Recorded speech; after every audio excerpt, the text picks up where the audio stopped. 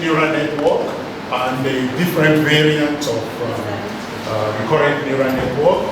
And we're going to apply that to language processing of model.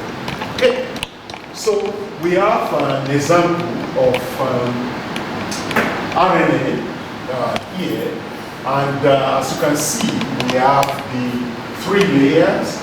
We have the input layer, then we have the output layer, then you have a lot of hidden layer. And when you look at the hidden layer, there's that recurrent, that is the circle going within itself. Now the problem at times dealing with recurrent neural network is that you need to be able to flatten it in order to process it. So you can flatten it. We're not going to go into science of that. You can actually flatten it in order to be able to process it. Again, remember, it's similar to Markov model, but it is not stochastic. So the inner one is not stochastic, which means that each inner layer is its own computation. Okay, it's its own computation. It's not simply a variable. It's a computation on its own. So that's this representation for recurrent. Now, when we talk about recurrent, we are talking about activation function. The activation function is defined in such a way that it takes as parameter a set of linear modules. Now, when I say linear modules, I'm talking about neural networks. Okay? So you have a set of neural networks that it takes in as a parameter, in addition to the matrix UH and HIT from the previous state, plus the bias, okay? Plus the bias. So in this case, we have many of them. That's why we call layer of units. Each one is a unit, so we have many of them. So when you want to compute the next hidden layer, then you activate this quantity. And then the output of that is also passed into a unit of neural network. So each hidden layer is a set of units of linear layer. Then when the computation is completed, the output is also passed on to another neural network. That's the way recurrent network works now. What we refer to here as ACT, activation function, can be a signal or can H or anything. Okay? So we'll see later in an example what that means. Okay? Now the good thing about that, if you go back into this what is it called? Symbol. Assuming this is our H of T. Assuming this is our H of T. That's our H of T, which means H of T minus 1 is this, and U of T minus 1 comes from that computation, and so on and so forth. So this hidden state, computing that hidden state, the activation function now pick up all the linear units defined at this level, as well as the biases, and apply it in order to be able to generate computation for this layer, and so on and so forth. Okay, so that's what we have in terms of, and that's HT of -1 from previous state, and then apply the bias of the current state to be able to generate the inner level. So the output, generally the output, which is O of T, is modeled by a classical neural network. Okay. Another thing we need to talk about is the loss function. Now let me explain this in English. Forget about mathematics. Remember, about 1 month ago, we talked about what makes a machine learning to be able to predict something that it has not seen before is what we call the bias. If your machine learning module can only predict what it has seen before, then it's useless. Anybody here at that time? I made mention of that. So what happened now is that you introduce bias into the system such that it can actually try to predict something it hasn't seen before. Okay? So some of these bias are referred to as either activation function or loss function. Okay? The bias. Now there's what we call gradient descent. Generally, when you have a gradient that is 0 to 1, you want the weight. When you are doing computation, you are finding your consummation in order to be able to predict something. The weight generally perform like this. Okay? That's what we call gradient descent. That is, the size of the weight reduces progressively until you can get a solution. Now, if this tends to 0, that is 10 to 0, is good, there's no problem there. That means at some point we are going to get a solution. The problem at times with neural network in deep learning is that there's explosion. This just move on to infinity. It doesn't get to 0. It continues to infinity, and that's what we call an exploding loss function. So it's difficult actually to get a viable solution. Now, another name for it is vanishing gradient. Vanishing gradient. So it tends to infinity and continue forever. So in order to take care of that, what is normally done is to apply certain activation function in order to be able to either stop the explosion or the vanishing gradient, or to do what they call dropping, to drop it at some point. In other words, you start your calculation from A1 up to certain AI, and then you go back and look at the different value that you come up, and then you try to choose the best. That's what we call dropping. Or you set it from the beginning and say, okay, I want an early stop. After a certain number of iterations, that calculation should stop. So that's what we call stopping. Okay? So this is very important in deep learning, because in deep learning we are dealing with complex equations, complex matrices, and the probability is that it can go on forever without coming out at all. So there's need actually to be able to control the explosion or the vanishing gradient. So that's the English explanation of this.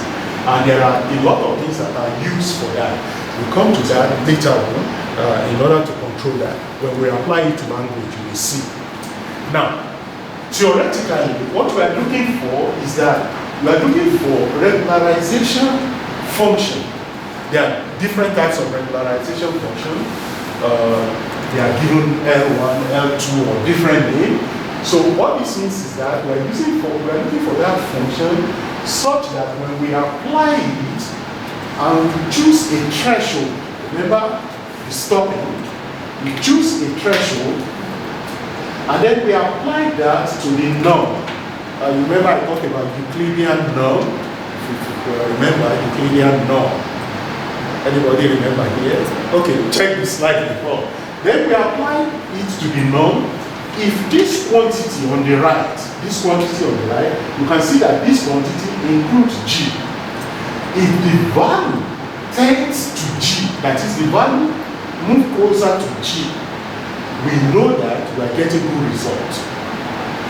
If it is moving away from G, it means that this quantity here in the middle, the threshold over the number of G, is expanding. That is, it's exploding. It means it's exploding. Therefore, we need to do something. Either we change the threshold or we change the number of G so that that quantity will actually get closer to G. The closer is it to G, okay, the better it is, which means that the number of G is actually a little bit greater than or equal to the threshold. And then we can stop. So that's how to deal with exploding gradient.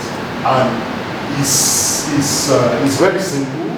If you are using Weka, for example, you can change the parameter choosing your regularization function, and then you can experiment with that and choose another regularization function, and so on and so forth, until you get a good approximation. Okay? So, now, we've talked about RNN. Now, the problem with RNN, because of the, let me roll back a little bit, because of the explosion and the vanishing gradients, theoretically, RNN is supposed to have a long memory. Take for example, if I have a test document, and on that test document, I have a paragraph that I want to interpret, and actually that paragraph is 500 words. And in order for me, when I get to the 498th word, and I want to interpret the 499 word, the idea, the theoretical idea in recurrent network is that I should be able to go back 498. Okay? If I cannot interpret 499 with what I know, which is 498, I should go back 497 and see if I can interpret that with knowing those two. If not, go back to 496 if I can use those three to interpret that, or I can go as far back as 1, which means my memory should be able to hold the previous 498 words in order to interpret the next one. That's the theoretical foundation of recurrent neural network. But it has been discovered that actually the recurrent neural network loses its memory as a result of vanishing gradients. You know, it's a learning. You are training something to do something, and you're supposed to hold the 498 words before the 499, and to be able to go back that far in order to interpret that. But it has been discovered that you cannot actually go that far because it's actually losing its memory. So because of that, a variant of recurrent network is introduced, which we now call LSTM, and that is long short-term memory. Now if you look at the connotation, what this is doing is that this variant of recurrent network should be able to actually hold the important memory as far back as possible, as well as the local memory. Okay? What that says is that I can say I want my short-term memory to be the last 4 words. The last 4 words. Okay?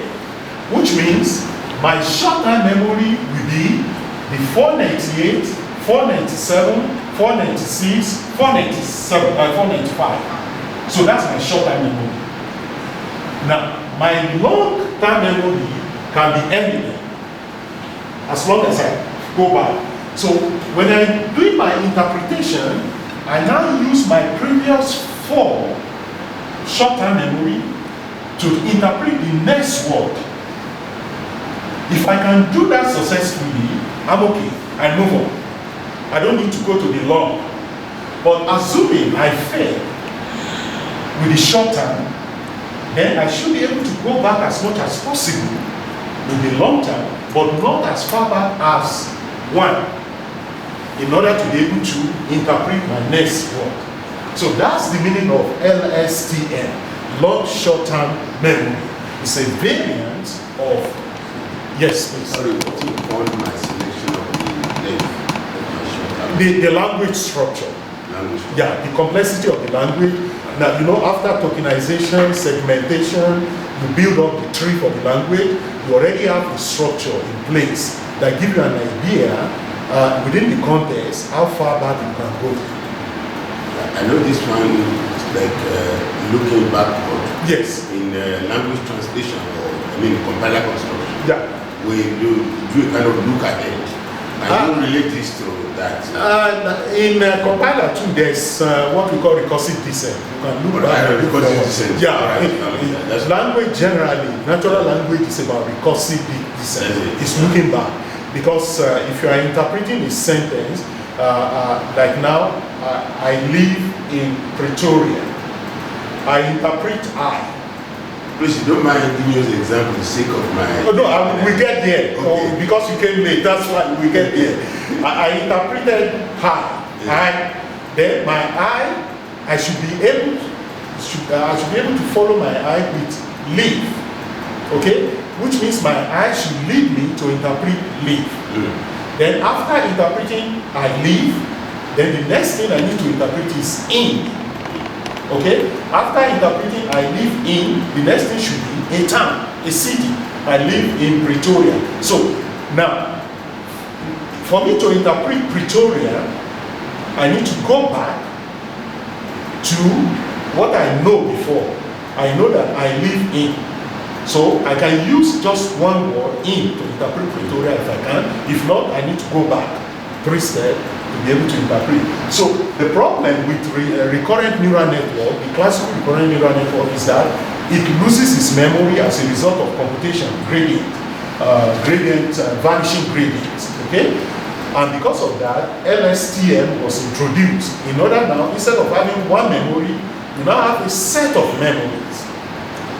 One is the short term that actually take into consideration the local, the most important local memory. The other one is the principal, which is the long term. And then if you can do your interpretation within the short term, then move ahead. If not, then you merge it together with the long and then go back and check again. So that's LSTM. Okay? And we discover also that LSTM is actually not adequate for language translation. It's good for tokenization, for segmentation, but it may fail when it comes to translation. There's another thing added later on, so we get there. But for now, we are looking at the theory to be able to do that. So the summary is simple.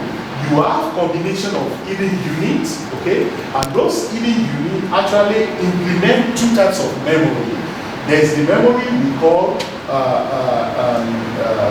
memory cell, which we call the hidden cells, and then there is the second memory, which is designed to have a short-term cell.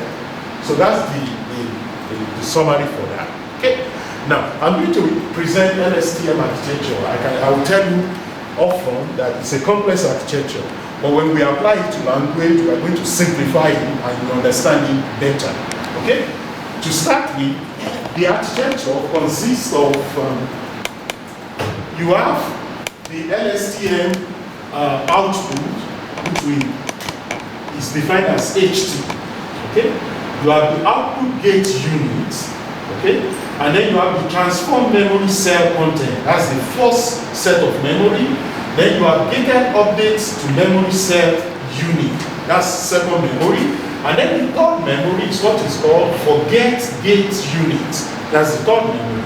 Then there's the potential input to memory.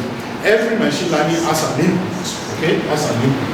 Now, forget about all the mathematics here. The only thing I want you to remember is that you remember before we used ACT, activation, in the previous slide. So replace that with a function, sigma.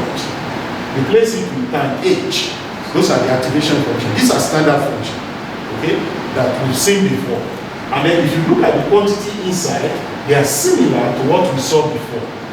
So each of the memory is defined based on those activation functions. Okay. So what happened here? I will read the slide so to make life easier for you.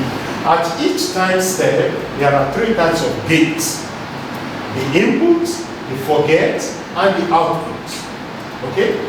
The input, the forget, and the output.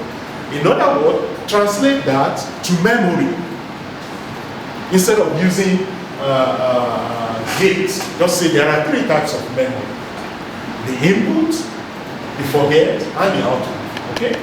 Each are a function of the underlying input as well as the time. Okay? And each gate can have a multiplication and with its own linear unit. Okay, let's move on. Now, at each step, at a time t, okay, in the computation, the input gates, that is the input memory, are used to determine when a potential input given by ST is important enough to be placed in the memory. What does this mean? I have my 4 words, okay? And I want to, these are, let me write this, 4, okay, this is 498, 497, 496, and 495, okay? I have my 4 words. What that is saying is that when you are given a set of memory, okay, at a time t, okay, you are given a set of gates, which is a memory. So you are given all these 4 words, okay? Now the determination will be made if we can use this set of 4 words to interpret the next word, okay? If you can use it. Now, so that determination is made, and if that is correct, then we place those 4 words in the memory, in the secondary memory. We can use them to interpret, okay? Now, if we cannot, what follows is the forget gate memory. Because this also is in the forget memory. So that forget memory is erased because we cannot use them. So we erase them. And then we now move out from the ST, we move back into the L. So we move back into the long memory and we select other combination, which is bigger than the short term. Here we select the previous 4 words. Now when we move into L, we can select times 2, like 8 or times 3 or 12.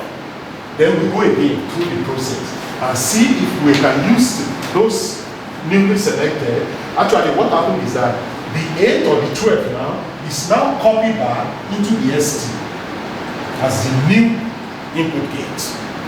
And then check again if that can be used and so on and so forth. And that's what happened until a solution, an interpretation is found.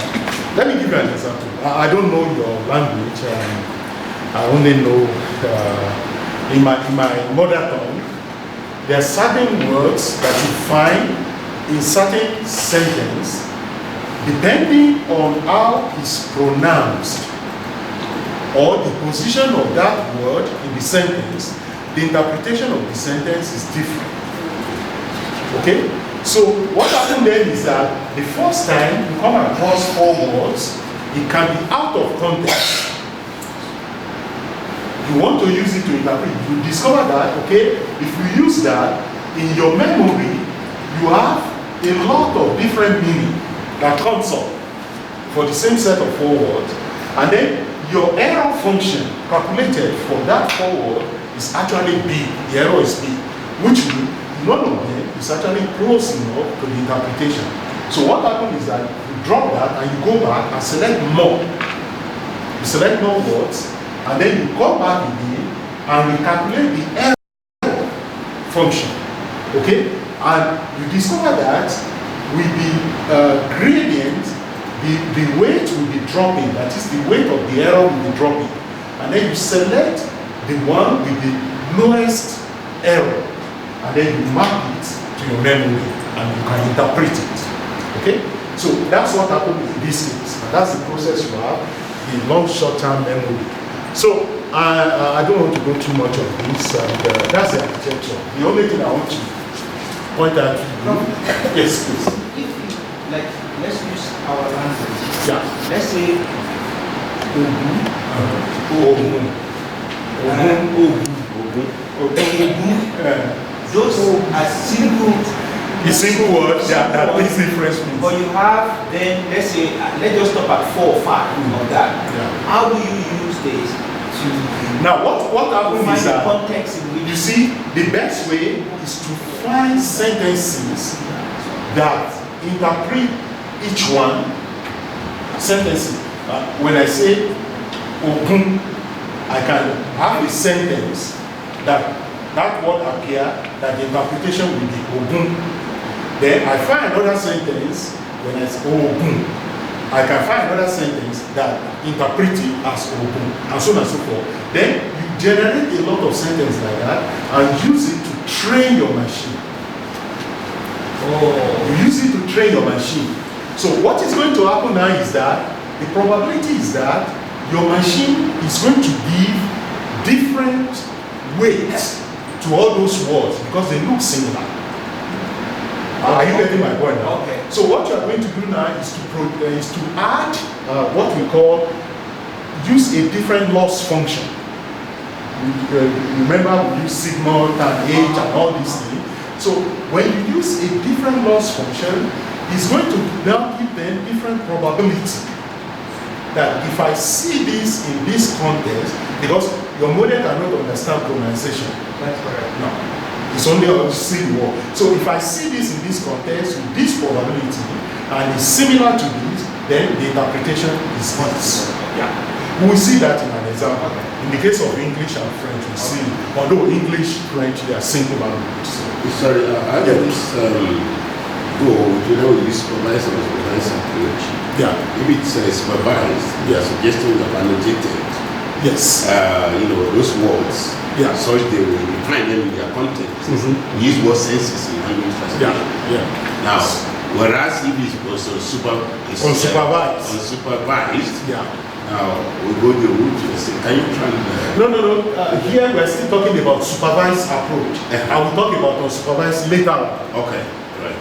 RNN, LSTM, they are supervised machine learning approach. So it assumes we have some annotation. You have to train yourself. Right. Use that training, okay, in order now to generate similarity.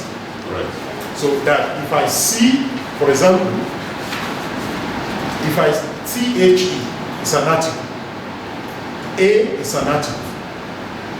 Now the probability is that when you do your training, your machine is going to give a similarity to the two words. Okay? So what that means is that if I see THE, what is going to follow a THE can be a noun. Okay? Definite noun. So, and that's the way this one works. The unsupervised one, we look at it later on. It's a different thing entirely. It's more complex than this. This is supervised. Okay, I want to point out something. We'll see later in algorithmic processing. These are the memory storage area. Now, if you look at this diagram very well, we have three horizontal parallel lines. The bottom one is the input. That's what we call the input gate. You can call it the input memory. Because what is coming in is a memory from the previous state. Okay? Then these are two memory that leads towards output. So what you have is that these gates are defined depending if you want to retain the memory or you want to forget it. So we see that in language. And this gate is purely the output, which of course passes through another layer of neural network. Okay? So we see this later on in language example. There are different types of RNN architecture. If you look at LSTM, LSTM is common because it's used a lot. There's the other one that is called bidirectional propagation. Those working in biomedical engineering, in chemical field, you can use the bidirectional for protein secondary structure prediction. Protein is a very complex network, very complex. It's like DNA. It's very complex. Actually, DNA is a protein. Anybody know biology here? DNA is a protein, okay? So it's a complex network, very complex. So you use bidirectional recurrent architecture to be able to do that. It's a complex, so we're not going. Handwritten recognition also follow that similar structure. If you want to do it properly, you need a bidirectional to do that. Now, in translation, there's another variant that is used, which is called encoder-decoder. Okay? Your encoder is a set of neural network. your decoder is a set of neural network. So in the middle, you put a function here. So you pass your language into encoder that will change. You know, your machine, your computer cannot actually process any ABC. It has to be translated into figure. Okay? It has to be translated either into floating point arithmetic or binary. Okay? So, and you have a encoder, which is a set of neural network that does that. And in the middle now, there's a set of functions that pick up the result and pass it now to decoder. The decoder now does the translation to another language. So that's what we call encoder-decoder network. It's another variant of RNA, but we're not going to go into that. Okay? So there's a third one which I want to talk about is the deep encoder-decoder architecture. I don't know how to explain this. What happened in a language structure in terms of translation is that you start at a level, you start translating, machine translation of your language, but you now move on depending on the complexity of the semantics and if the segmentation in terms of tree, the depth of the tree of the segmentation, you move on to another layer and so on and so forth. And then you now establish a lot of filter to be able to differentiate sentences that appear syntactically to be the same, but semantically different. So that's what happened here in deep encoder architecture. Now, if you want to use this, you use it actually for a deep thing. So that too, we are not going to go further on that. Okay? So now we come to our example, the word embedding. There are certain things I want to introduce before we go into this. I want to tell you, my research has nothing to do with language processing. I'm just trying to. The first thing in language processing that you come across, is what they call corpus. Okay? Now I have people here that can interpret that to you. A corpus simply means a large structured set of text. For example, English, or French, or Soto, or Sesotho, whatever. A large structure. Now the word structure is important. You cannot call it a corpus unless it is structured. Okay?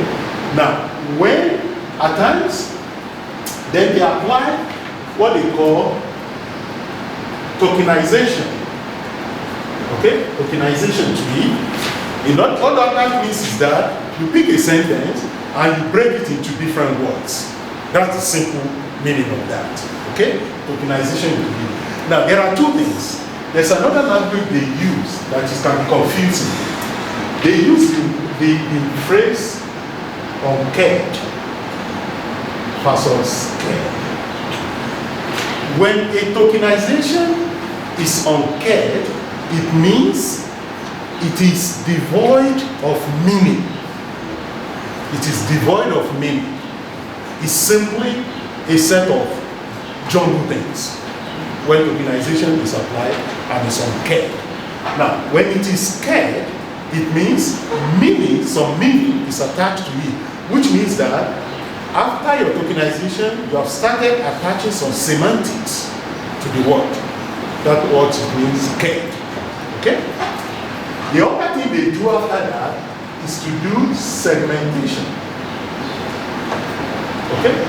After you've tokenized and you caged it, you attach some meaning to it, you have to build, let me use computer science language, you have to build a tree structure. Okay, that's what we do in compiler construction.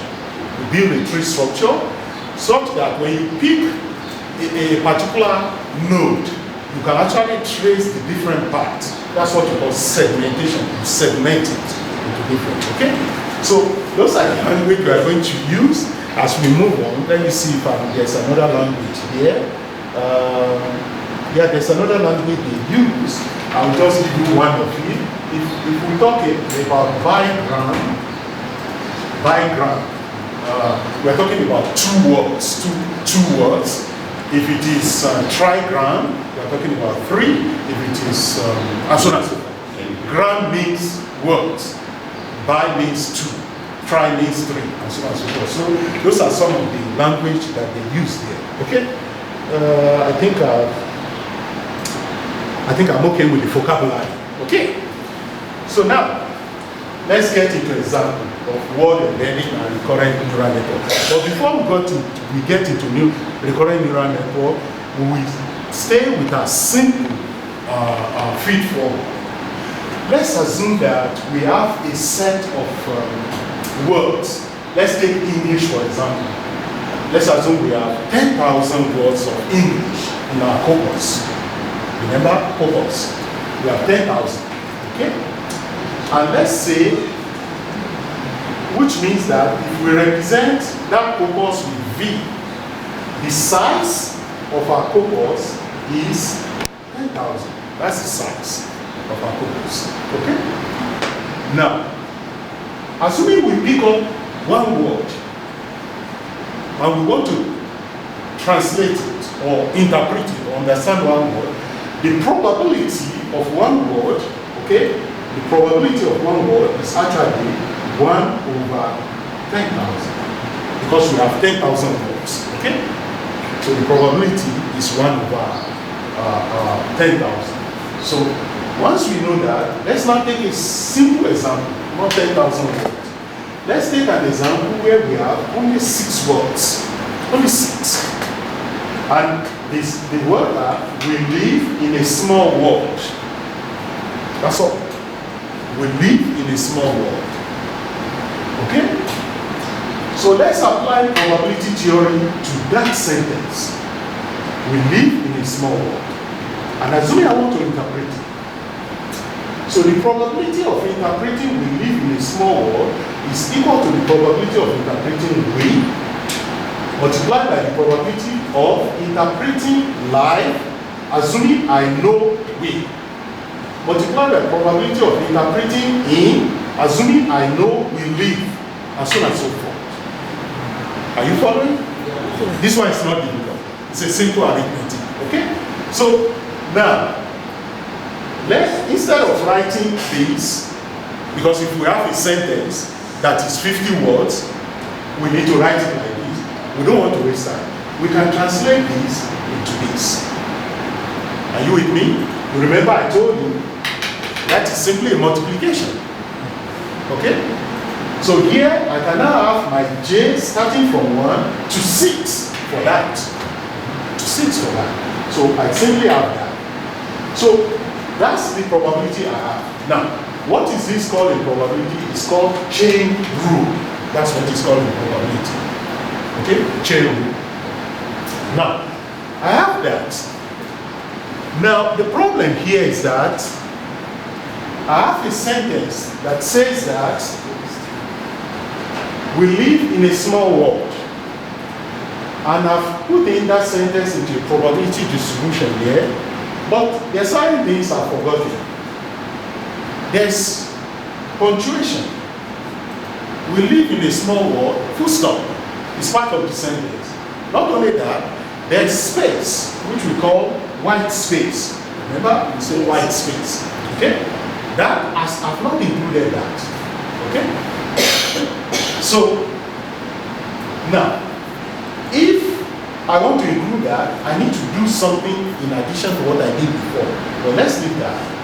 Now, what I want to do first is that I want to be able to interpret the word live because I know we. Remember? We live. I know this. I want to be able to use that to interpret that. Okay? And if that is the system I want to use, then I have to apply a bigram. You can see where the bigram is coming from.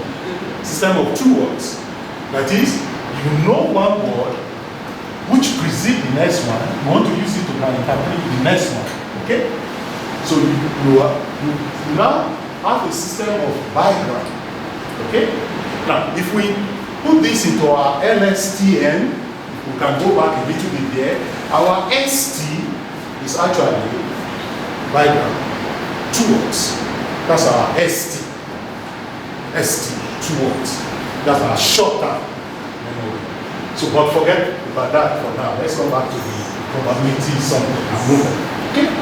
So now that all I want to do, let me go back. You see what I'm doing here is not a bigram. It's not a bigram. Because when you get here, for me to interpret in, I have to carry these 2 words. Then when I move on, to interpret the next one, I have to carry 3. So what I'm doing here is not a bigram. Okay? But I want to simplify my life by actually having 2 words to interpret. I don't want to carry everything. So I introduce a bigram. Then I can rewrite my previous probability equation this way, such that my J now starts from 2, not from 1 as before. Okay? So which means I'm holding on to I'm picking the next one, which is live. I want to interpret it with what I know. So that's my now. Okay? Now, another thing. You remember when you apply tokenization,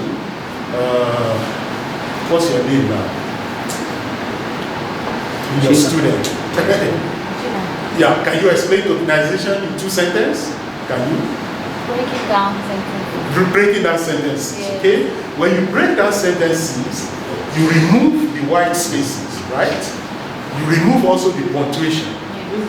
But at the same time, you still want to know where one sentence starts and the other one stops. Yes. So you have to put in what we call padding. Let me write it. P-A-D-D-I-N-G. Padding. You remember when we were talking about image 2 weeks ago, we also used padding. In language too, they use padding. So here, assuming our padding is the word stop. So now, before my we, there will be the word stop. We live in a small word. After my word, there will be the word stop. So in my segmentation, that's what I will see. I will see stop. And when I see stop, I know that that is the one separating different sentences. Are you following? Okay? Now, the question you may want to ask is that, why are we making life difficult for ourselves? We remove the white space, we are putting it together. No, we are not making life difficult. We live in a small world. The way you will see it is W-E-L-I-V and so on and so forth. No more white spaces. No more white spaces. But you want to demarcate the sentences, so you put a padding. It doesn't have to be stop. It can be anything. It can be any symbol. Okay? But here I'm just using stop. Okay? So I have my stop. Now, by adding my stop to that, which means that the first thing I'm going to read before I read the is stop. And if I added that, then I can actually remove this from my equation. Because I'm adding that now, I'm back to my previous equation. If you don't see that, don't worry. When you read it, maybe it will make sense. Okay? So, now the question now is this.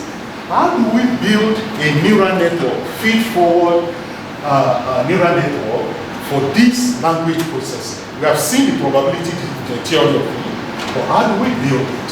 Okay? So, the starting point is now, yes, please. When we're talking about the theory of probability, Yeah. we make use of a chain rule. Chain rule, yeah. What's correlation of the chain rule and a map of a chain?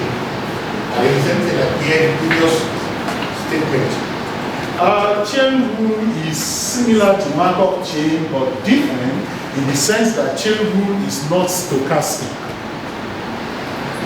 Which means, what it means is that if I go back, for me to interpret in, I need to hold on to belief.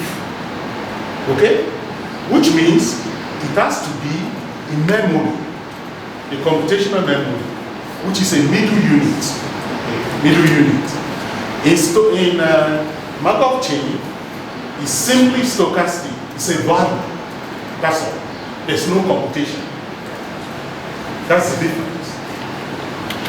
In Markov chain, it's simply a value that is recognized as a value. But in chain rule, which of course is translated to neural network, is not just a simple value, it is a computation on its own. It's a computation on its own, which means I need to hold on to believe, I need to know the meaning of that. The semantic has to be there, which is the memory, for me to be able to interpret A. So that's the difference. You see, that's why I've been saying that. You see, there's a form of deep learning which is called Q-learning that is based on Markov process. We're not going to talk about that. I don't think, I'm sorry, I don't think you can support the mathematics because I cannot, there's no way for me to explain it without the mathematics. I need to explain the mathematics of Markov chain in order for you to get Q-learning. So, but we're not going there. Okay, where are we? So, we want now to build a neural network for our world. Remember, the first thing, we live in a small world. Your computer doesn't understand we live in a small world. What your computer understands is a set of floating point arithmetic. Are you with me? So now we need to be able to translate each word into the thing that computer understands. That is a form of floating point arithmetic. Okay? That's what I wrote there. The starting point is to turn words to things. To things. This is what is done in segmentation of language. Okay? The build of things that represent each word. So when we do that, we now have, for each word, we have a vector that is associated with that word, and when we do that, we call it word embedding. Embedding. Word embedding. Maybe let me skip quickly and show you something. We'll come back again. Look at this word. We applied cosine similarity, and we calculated the largest cosine similarity for each of these words. Okay? And these are the computation for that. So this is what your computer understands, not this.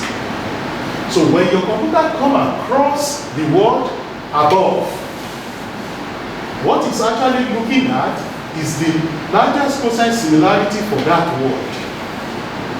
Are you following me? Hello? That's what it's looking at. Whether you like it or not, your computer is not looking at the word under, it's looking at that.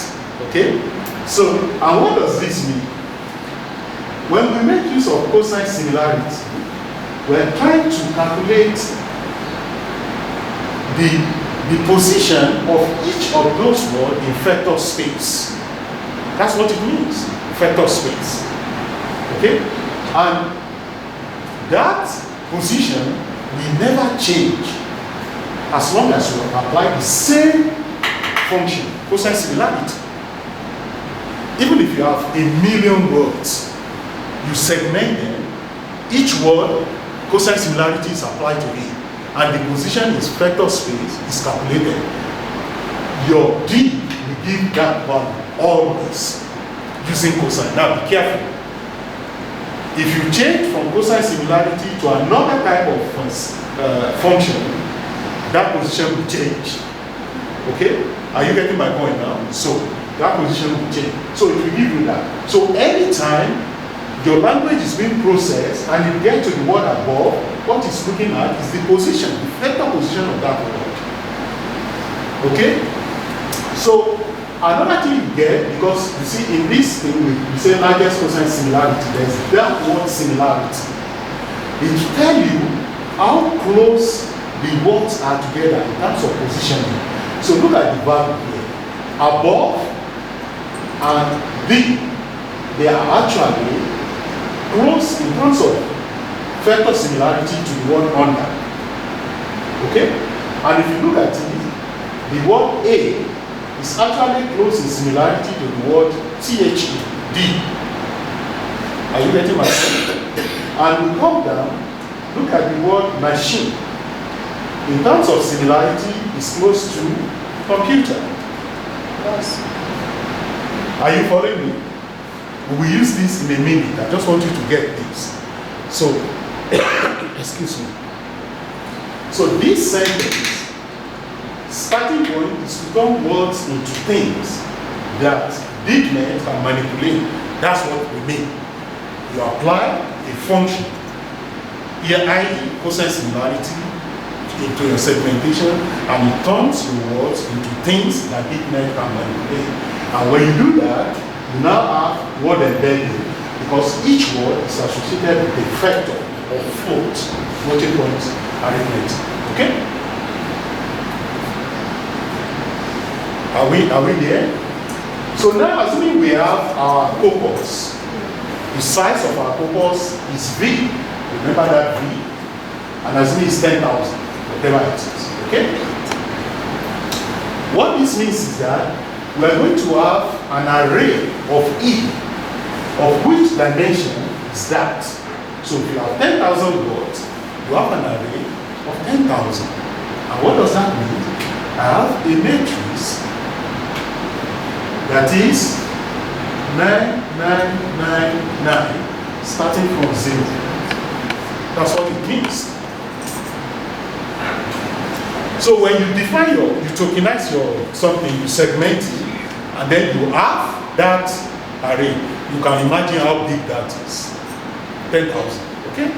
Now, there are languages in the world that have more than 10,000 vocabulary. You may be surprised, but there are languages in the world that have that. But English, for example, doesn't have that much. French doesn't have that much. Okay? But if you take languages such as Dutch, such as our African languages, if you do the research very well, you can come up with a vocabulary that is close to that. Okay? So when a corpus is built up for a language, is that it's a vector of dimension of the size of the vocabulary. So that's what you are processing. You can now appreciate why deep learning is good for language processing, because you are dealing with something that is really big. Okay, so we have that. Then we can build a simple feed-forward network, that is a simple neural network, just like this, for that. I will explain this. Left-hand side, that is your, we live in a small world. Are you with me? That is, we live in a small world. This one is the vector. After you have applied here, I'm not saying you are going to have a neural network, a set of linear network that makes use of activation function and uses a distance that is based on cosine similarity or any other similarity, doesn't matter. And you generate that. Okay? And here now you have a set of linear units. In another word, you have a set of neural networks that now pick up that, process it, and pass the output to, anybody remember this? What's that? Loss function. Remember? Loss function. Okay? And eventually, the output. So that's what you have, the neural network. So if you are using what Professor Pius taught you in Simulink, that is MATLAB, so you set up here, you set up a series of neural network depending on how deep you want to go.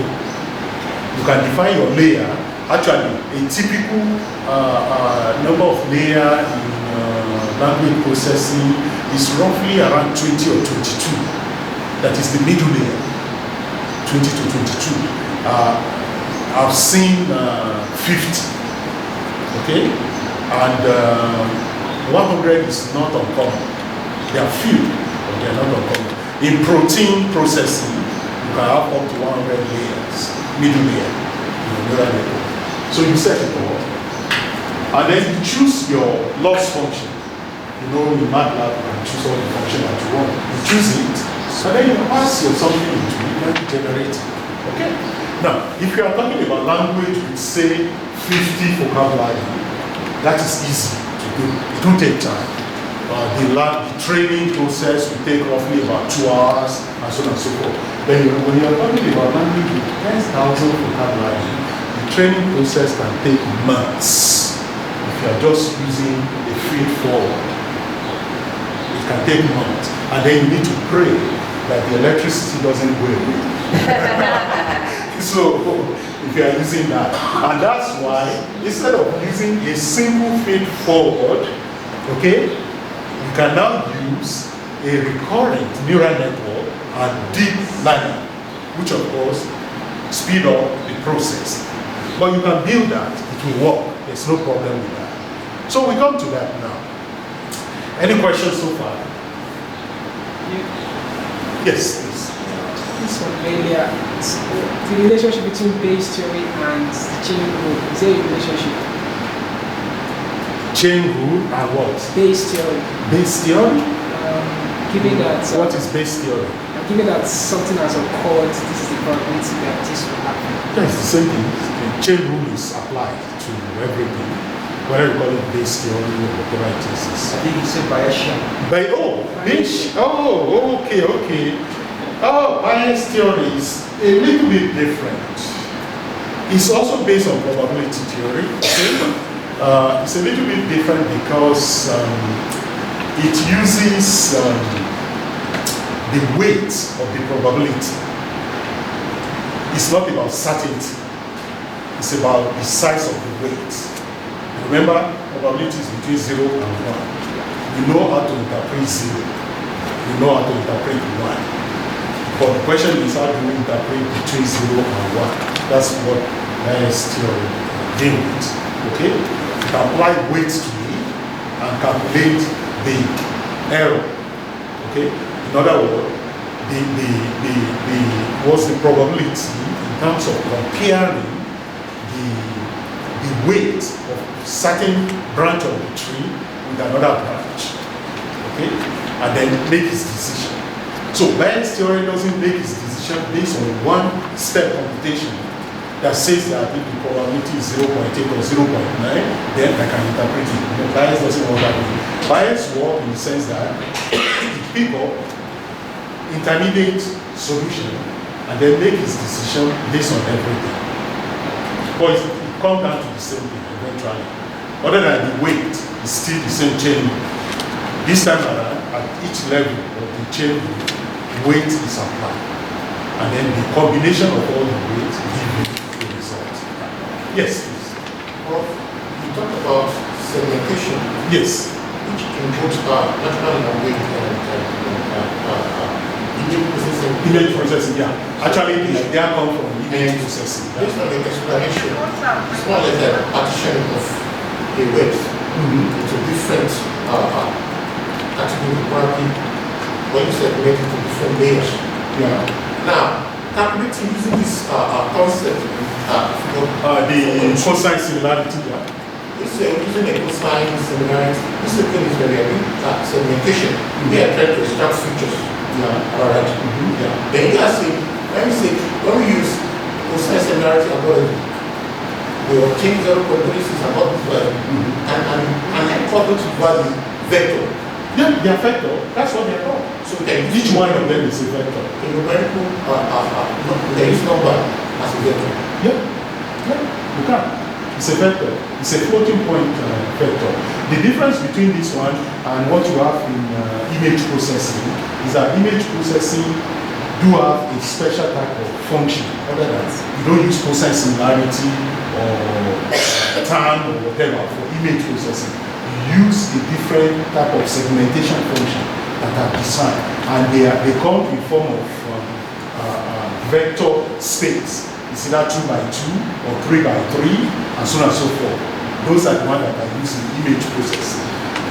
Remember 2 weeks ago when we talked about image and character recognition, we talked about this padding process that makes use of segmentation, and then you can use 2, if it is black and white, it's 2 by 2 matrix. If it is color, because you have 3 dominant column, it's 3 by 3, each in image processing. Those are already established, they are standard, and that you can apply to do that. In language processing, here is also a vector space, but a vector space is a positional, vector position. It's not just a matrix, in which case you can actually be in any of the column. In the language sense, you be at a point. We are looking at a vector space point, and it's a value. That's why it's a vector space, but making use of cosine similarity. Actually, look at the calculation of cosine similarity here. Okay? So if you look at this is a dot product. Okay? Now, those two, I'm calculating cosine similarity between 2 words. Okay? Assuming this one is my we.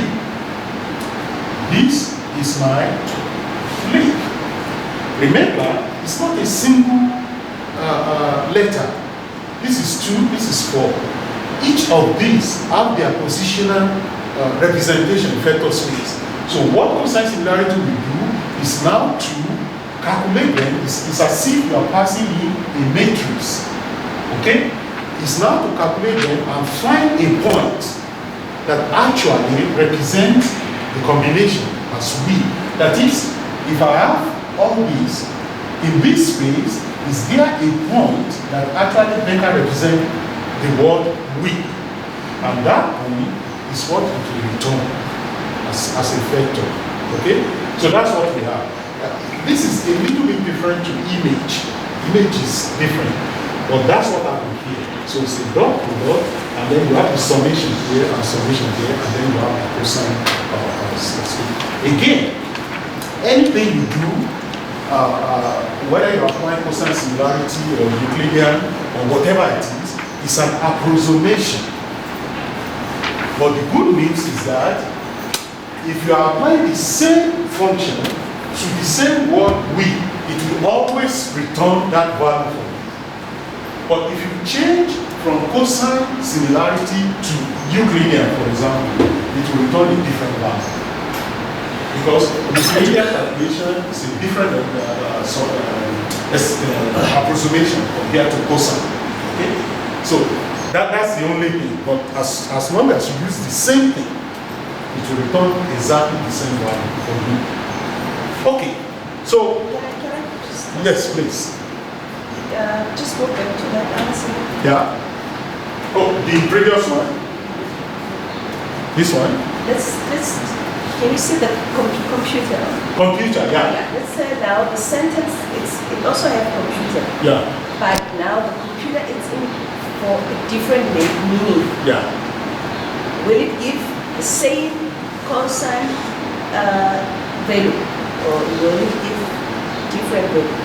Yeah, that's where the variation comes in. I will explain that in a minute. I know where you are going to. Somebody was raising up his hand here. I'll come back to your question when we get there. Okay? So we understand this. I will answer a question in a minute. So what happened now? Okay, let me actually answer that question immediately now. What happened now with this is this. You know before, I said if I have 10,000 vocabulary, the probability of interpreting one is 1/10,000, right? But that's not a good probability actually. Because 1/10,000 will give you the same value for all the vocabulary in the set, which it doesn't differentiate there. So the best way of doing it, instead of applying that simple probability, is actually to make use of function like cosine similarity that actually give you different value for different word, and at the same time give you value for things that are similar. So let me explain that. Assuming, let me look at an example here. Example that will be easy to understand. Okay. Assuming in my learning process, I'm training a machine. I've already trained my machine with these two words says that. Okay, those are the two words.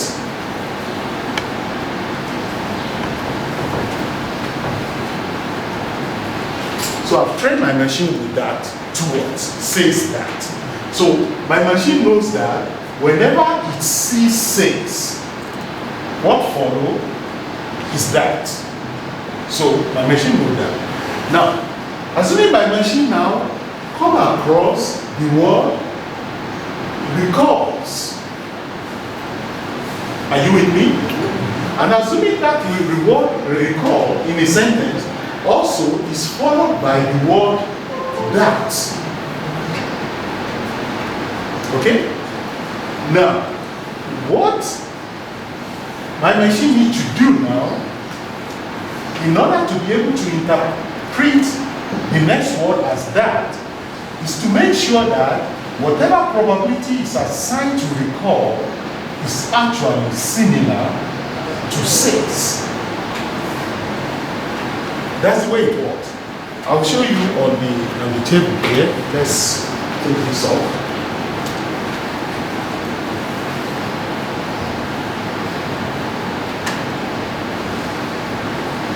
Now, look at this. You see that? It's number 2. Oh no, yeah, it's number 2. D. Now, I can have D. Okay? And I've trained my machine to recognize the computer. Are you following? Now, my machine come across the word machine. Okay? After D, you read another D, and the following word is machine. Now, for my machine to be able to translate it as the machine, this has to be similar to that. And that is what we have here.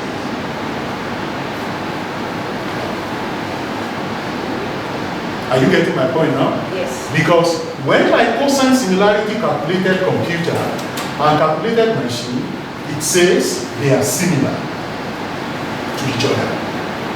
So, if I've trained my model with the computer, the phrase computer, then when my model come across D the next time, and then if the next word happens to the machine, it should be able to interpret it because machine is similar to computer. And that's what I have for my similarity model. Okay? And that's why functions such as cosine similarity or tangent similarity or cotangent similarity is used. Is order to be able to generate.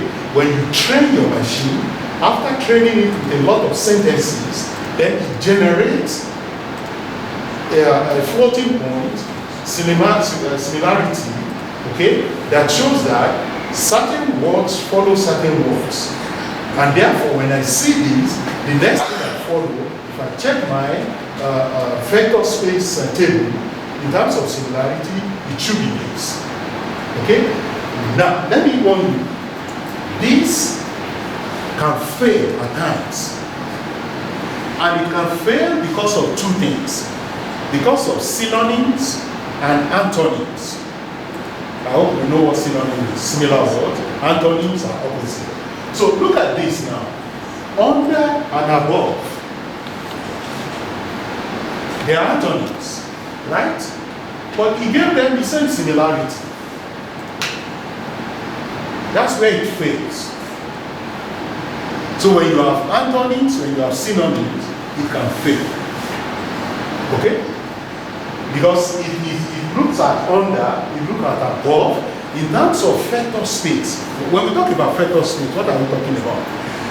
When a cosine similarity generates, the result is 1. When the result is 1, it means what? It means that the words or whatever is generating for, they are in the same direction. Same direction. So what happened here with under and above is that you see them to be in the same direction. So give them the same similarity. Okay? Now, when cosine similarity generates result as 0, What that means is that they are orthogonal. They are not opposite, but they are orthogonal. And that is why when you have synonyms, you can give them the same similarity because the result generated is close to 0, so they are orthogonal. When it generates 1, excuse me, it means they are opposite. Okay? -1 means opposite, 1 means the same direction, 0 means orthogonal. Then you can interpret this. Those are the two. And that's the way the direction similarity are generated. If it is negative, it means they tend to opposite direction. If it is 1, they are in the same direction. If it is 0, they are orthogonal. Orthogonal means when you have two things that are orthogonal, if you do more of one, you are doing less of the other. That's what orthogonality means. Which means if you balance them, you can actually be in the same position. But once you do one more of one, you are doing less of the other. That's what orthogonality means. And that's why cosine similarity, for example, can break down when you have synonyms, when you have antonyms. They can break down. Not always, but they can break down. Okay? So we have that. So now, let's bring that now, all that foundation, let's bring it now to recurrent neural network for modeling language. You can read all this grammar. I will go straight to the diagram. This is the diagram, the simple diagram for recurrent neural network.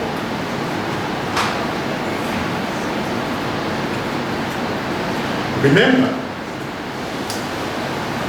we know what word embedding means. What embedding means that we have translated the words into a set of floating vectors. So that's what we pass into our neural networks, layer of linear units. We pass it to a neural network. This neural network process word embedding, generate a result back to itself. Are you following now? So let's now go back to the case of a bigram, 2 words. It processes we, excuse me, it passes we back to itself, then the input leaf comes in. It uses we to interpret leaf and pass the result back to itself again. And so on and so forth. That's what we call recurrent. Are you getting the point? It starts with we, process it, pass that result to itself, read, leave, use we and leave to process it, pass it back to itself. Okay? Excuse me. Until it gets to a stop. Remember our padding. Until you get to a stop, then when you get to a stop, it now takes that string and pass it to another single neural network to generate the output. It's an output in neural network, we call it error. Okay? Why do we call it error? Because calculation is based on bias. The less the error, the better the prediction. So we look at the error. If the error is minimal, is below our threshold.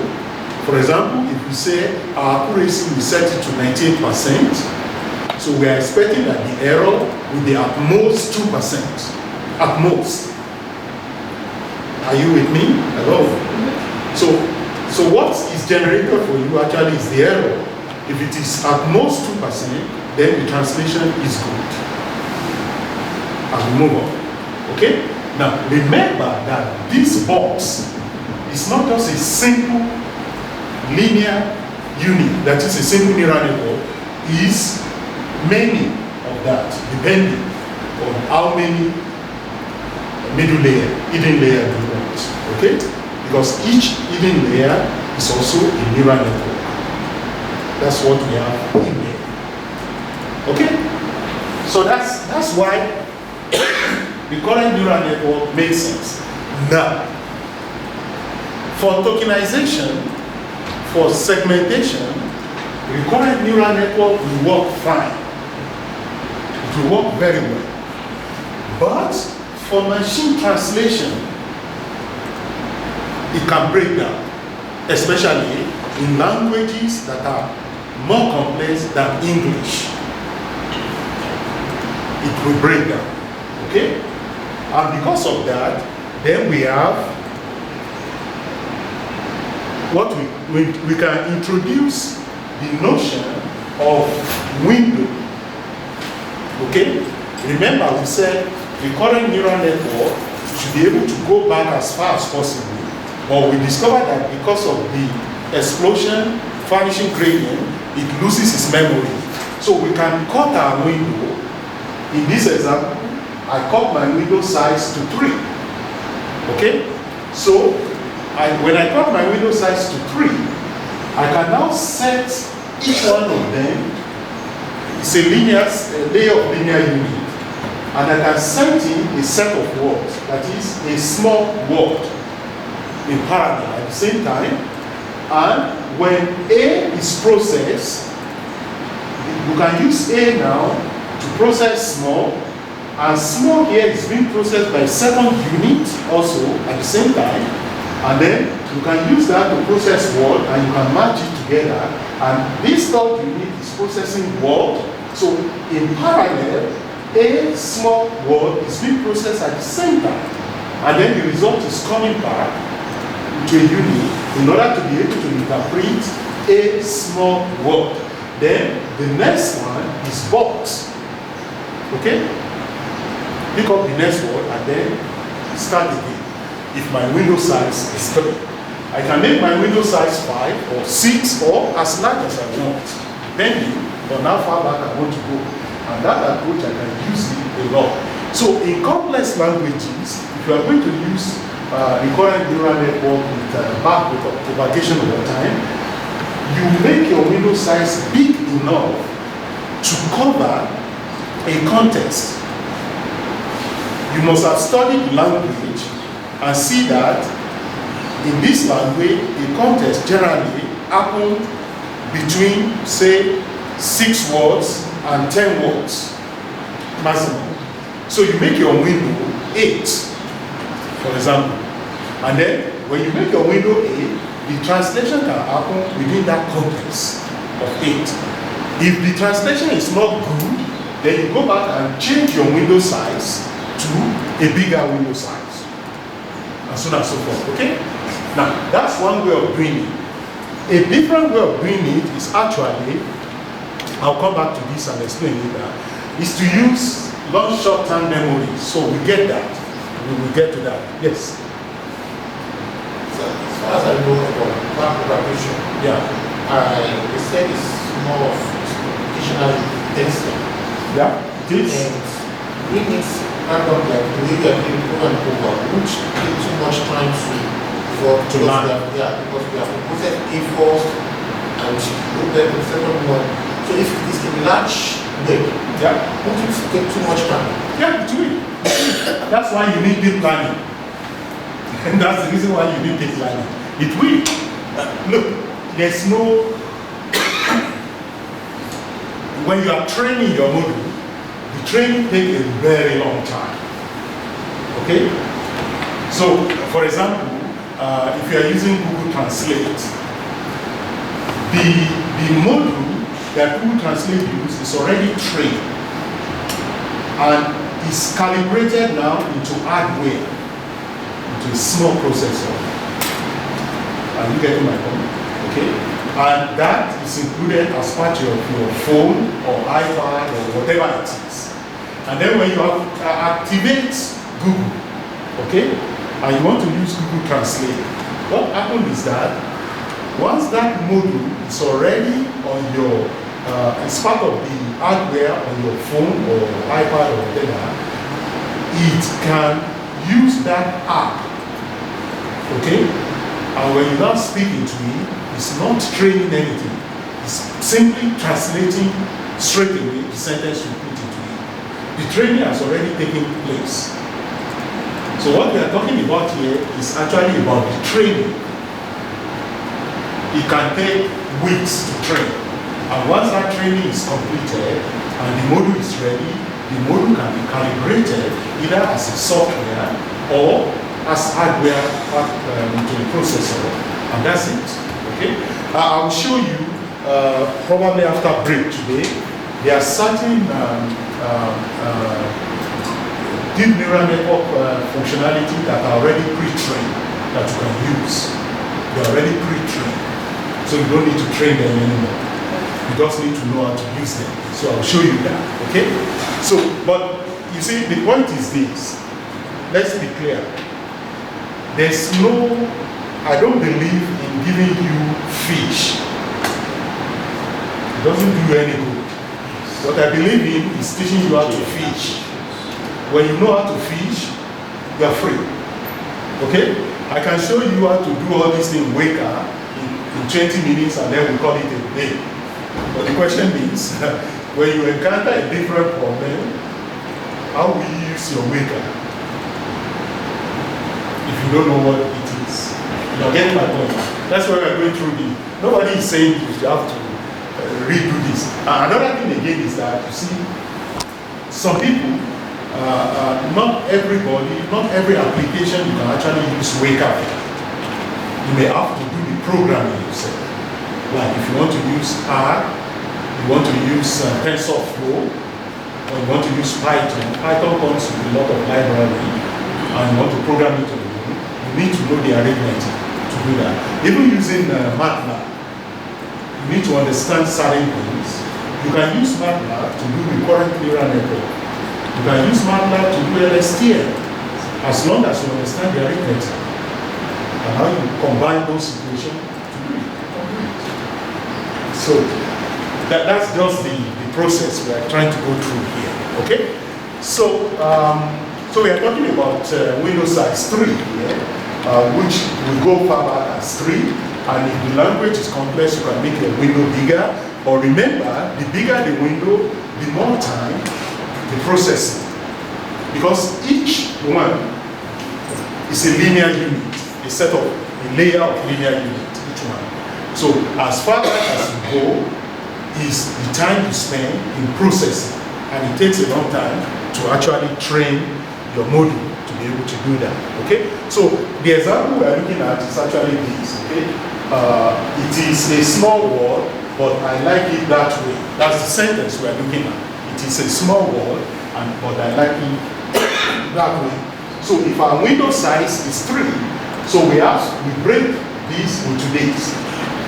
Our padding is stopped, so the next one it is. Okay? And then it follows a small word. Okay? You know, in the input set memory, that's what we have. It is stop, it is, then the next set is a small word. So what I showed before is the next set, a small word. Go back, a small word. Okay? And that is interpreted. When that is interpreted, the next thing is but. So if you go forward, you see here, but, that's the next thing. I like it. I like. So that 3 now will come back into the window again. But I like it. And after that, the next thing is that way. So, and that's window size 3. Now, the question is, if we look at this sentence, it is a small word, but I like it that way. Are you following me? Yeah. And we make it window size 3. It may fail in translation because we can divide this sentence into 2. As me, I want to translate it to French, for example. I can translate it is a small word. So, in order to do a good job, I can actually make my window size 1, 2, 3, 4, 5, 6. Right. Or at least 5. So that half of the context is translated and the next half is also translated. But I like it that way. It's a context of its own. Who can I translate? Are you getting the argument? So your window size choice is based on the context of the language. Okay? That's very important. If you are using TensorFlow or you are using MATLAB, you need to give the window size. If you are using Waker, Waker doesn't mean that it's pre-calibrated. Okay? For you, it will test and choose whatever window size it thinks is appropriate. But if you are programming TensorFlow, or you are programming using R, or Python, or even MATLAB, you need to give the window size. If you are dealing with language, you need to give the window size. Okay? In a language that you don't know how big the context can be, you can do trial and error. You can start by a single set of vocabulary, generate a lot of sentences to train your machine, set your window size to 3, 4, or 5, and see how the translation comes. If the accuracy is good enough, then you can increase your vocabulary and see. If not, you can increase your window size. But remember, the more window size you have, the more time you need for the training. The same thing with image processing. The more time, the more padding you need to do. The bigger the padding, the more training time you need. Because padding is more or less like window size. Okay? So that's for recurrent neural network. Okay? Now, remember that theoretically, our window size can be any size, theoretically. But we know that with recurrent neural network, it tends to lose memory. So, in order to improve on that, we now introduce LSTM, long short-term memory. Okay? So, what is the goal here? Look at the middle sentence. That's the most important sentence on this slide. The goal is to improve the RNN memory of past events by training it to remember the important stuff and forget the rest. Now, if you cast your mind back to the theory I presented before, we made mention of certain memory. There's a memory cell here we call forget cell. Remember? That's it. We want our network to remember the important stuff and forget the rest. Okay? That's what LSTM does for us. Remember the important stuff and forget the rest. Okay? So, if that is the case, then we have actually two sets of important memory in LSTM. Okay? We refer to it as LSTM two versions of past event. The official selective memory, okay, and the more local version. Let me show you this.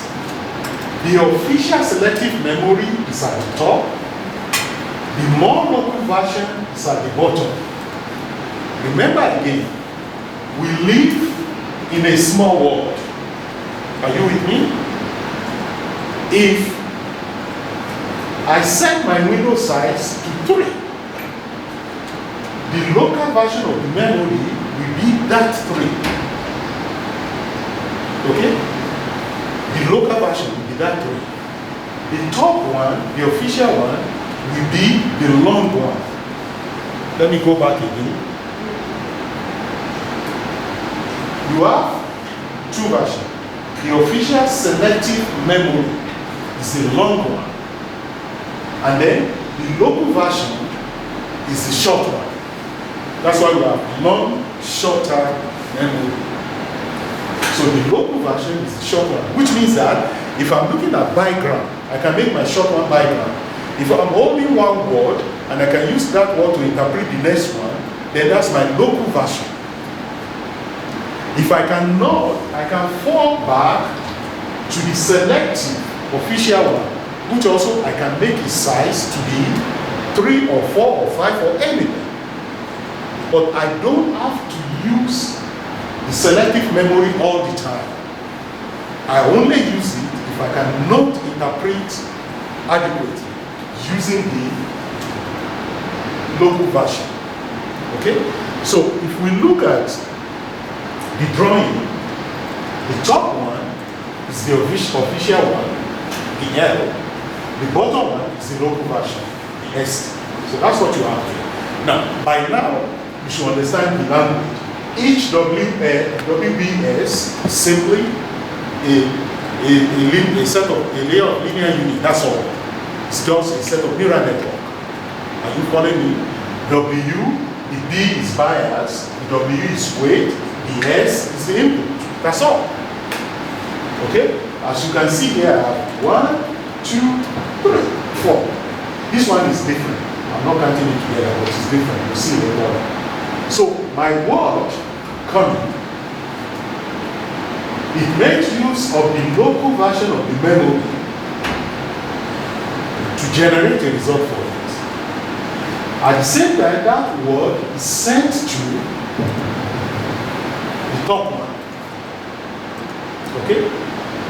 So as you can see, there are two symbols here. You have the X and then you have the plus. In a plain language, the X actually represents the notion that if a memory is not important, forget it. That's what the X represents. The plus represents if it is important stuff, retain it. That's all. Just look at it that way. Forget about the mathematics. That's what it represents. Check the memory, it's not important stuff, forget it.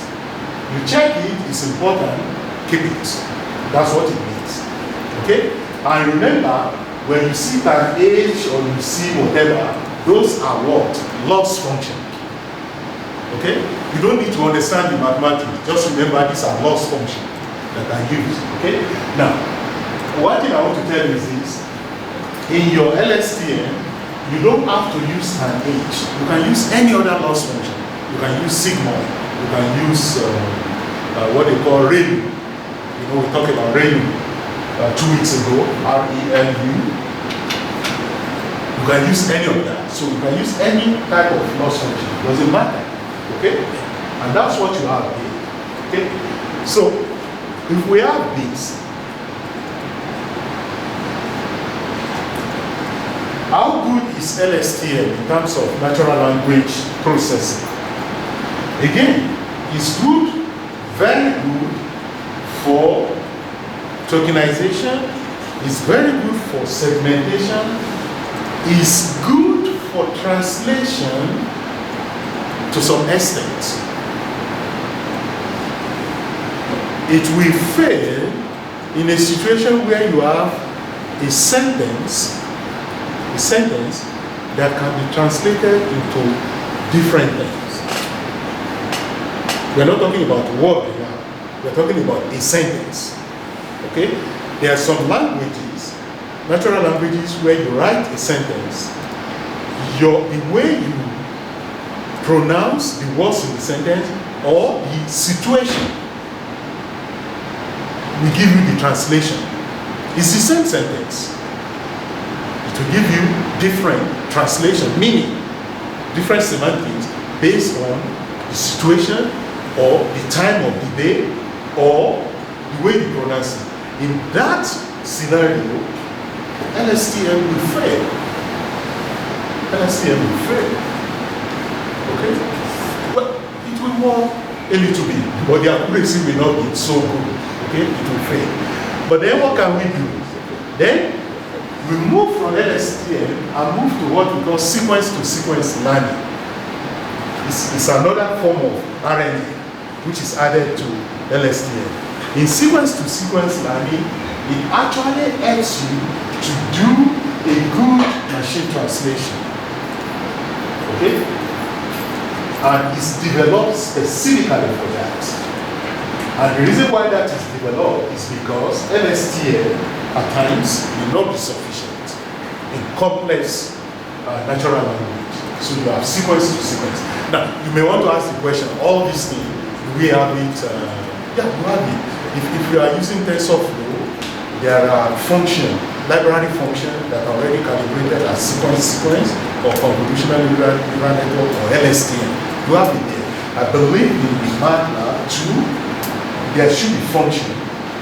It may not be called the same name. There should be function that you can actually use to do that. Okay? So So sequence to sequence. So what's the difference between this and LSTM? Let's see. I will start here by using. How many of us speak French here? Anybody is French? Okay. That one. Okay. No, okay. The country where I came from, we have two official languages, English and French. Now, which means every document generated by Canadian government, it has to be generated in two languages, in French and in English. So take the parliament, the politician, take the parliament. There's what we call, parliament report. The name of that report is called answer. So if you want to see what happened in the previous years in the parliament, you can pick up that report, and that report comes in two versions, French or English. Okay? But we're not going to go into the report. We're just going to break two simple sentences. This is English sentence. Edited answer number 1. It's an English sentence, right? French translation of that is answer révisé numéro 1. Are you following? I want you to pay attention to the position. Look at the position of edited in the English. The same word, look at the position in the French. Look at the position of answer in English. And this is the position in French. Okay? Now, when you have language that when it is translated into, it actually changes the position of words. Okay? You need something more than LSTM to be able to do the translation. Because the position has changed. Okay? So if we look at the two adjectives, edited and révisé, they are not in the same position. Therefore, word-to-word translation will not work. Are you following me? It will not work. It will fail. Here we are not even talking about meaning. We're just talking about word-to-word translation. It will fail. Okay? So, what do you do? Because in this case, LSTM will actually break down. But if you make use of a sequence-to-sequence model, it has a recurrent unit, what we call gated recurrent unit, that actually delay the translation until it's able to make meaning of the rest. So that recurrent unit is what you have here. Okay? Now, you understand the stop. The stop is just a padding. Okay? It's just a padding. Let me take this off. This is just a padding. The sentence is revised answer number 1. Okay? And the French equivalent is this. Answer révisé numéro 1. The padding again is stop. Okay? So we can set up a sequence-to-sequence translation so that you set the sentence and the translation, what it does is that each one of these is a linear unit, a layer of linear unit, neural networks, each one of them. So we pick up each one, first of all, from the segmentation process. Remember that vector similarity that is generated. It will recognize this word, pass the result to this unit, recognize the next word, pass the result to that unit, recognize that, pass the result, and so on and so forth. Okay? And then collect the result together as a string, as a sequence. That's why it's called sequence to sequence. And then pass it into the next linear unit. So the memory, remember, the memory is holding this sequence. So you know that sequence. Then the translation now starts. And then each word is processed at the bottom. Okay? And then the translation then is then compared at the top. In form of a sequence, not individual word. I know this is difficult to understand looking at the diagram, but what I'm saying is that a sequence, answer revise number 1 is a sequence, and that sequence is actually compared to another sequence, answer revise numero 1. Okay? So, in that type of comparison, the positioning is no more important because it's not a word-to-word translation. It's now a sequence-to-sequence translation. Okay? Sequence-to-sequence translation. Now, how does this? You see, the way we drew it here is as if we have a linear unit of neural network, we just join them together. But actually, we can apply the notion of LSTM to sequence. Remember that plus there. What does it represent? Anybody remember what I said? The important memory, the good stuff. That is our. So all this is recognized. It's a good stuff. It's a memory that's supposed to be retained, not forget memory. So we put it there. Okay? So if you look at it, this is more or less like one LSTM. Okay? And then we pass it up there. And that then is used to do the translation. Okay? We can even do better. I'll show you another one. You see this now?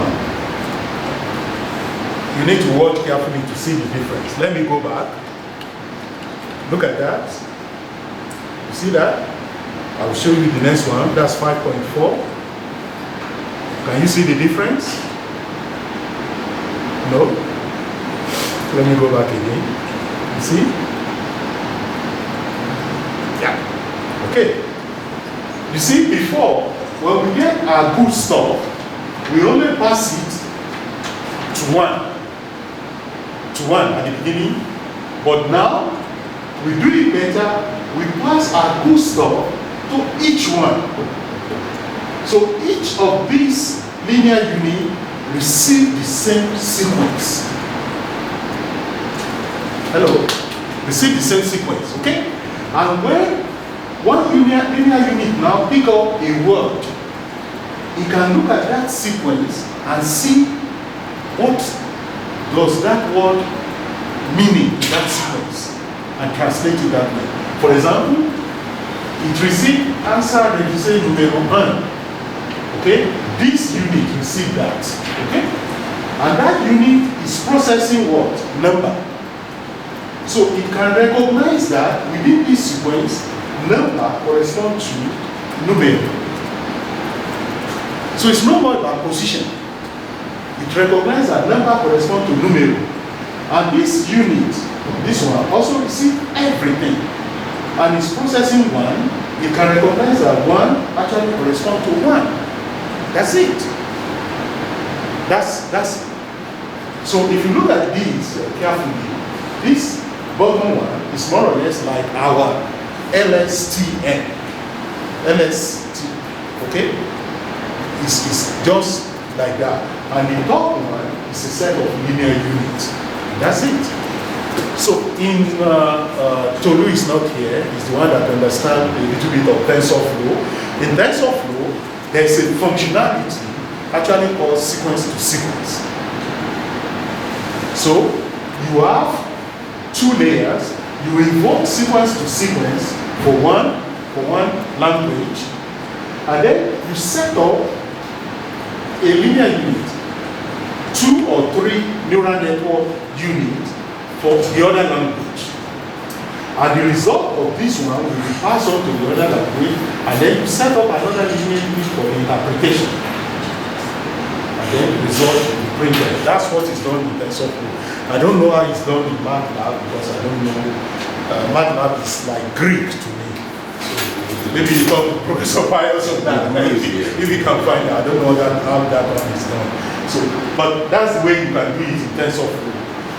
Invoke the sequence to sequence on a language, the corpus of a language, and you invoke a set of linear units on the language you want to translate it to, and then you invoke another linear unit for the output.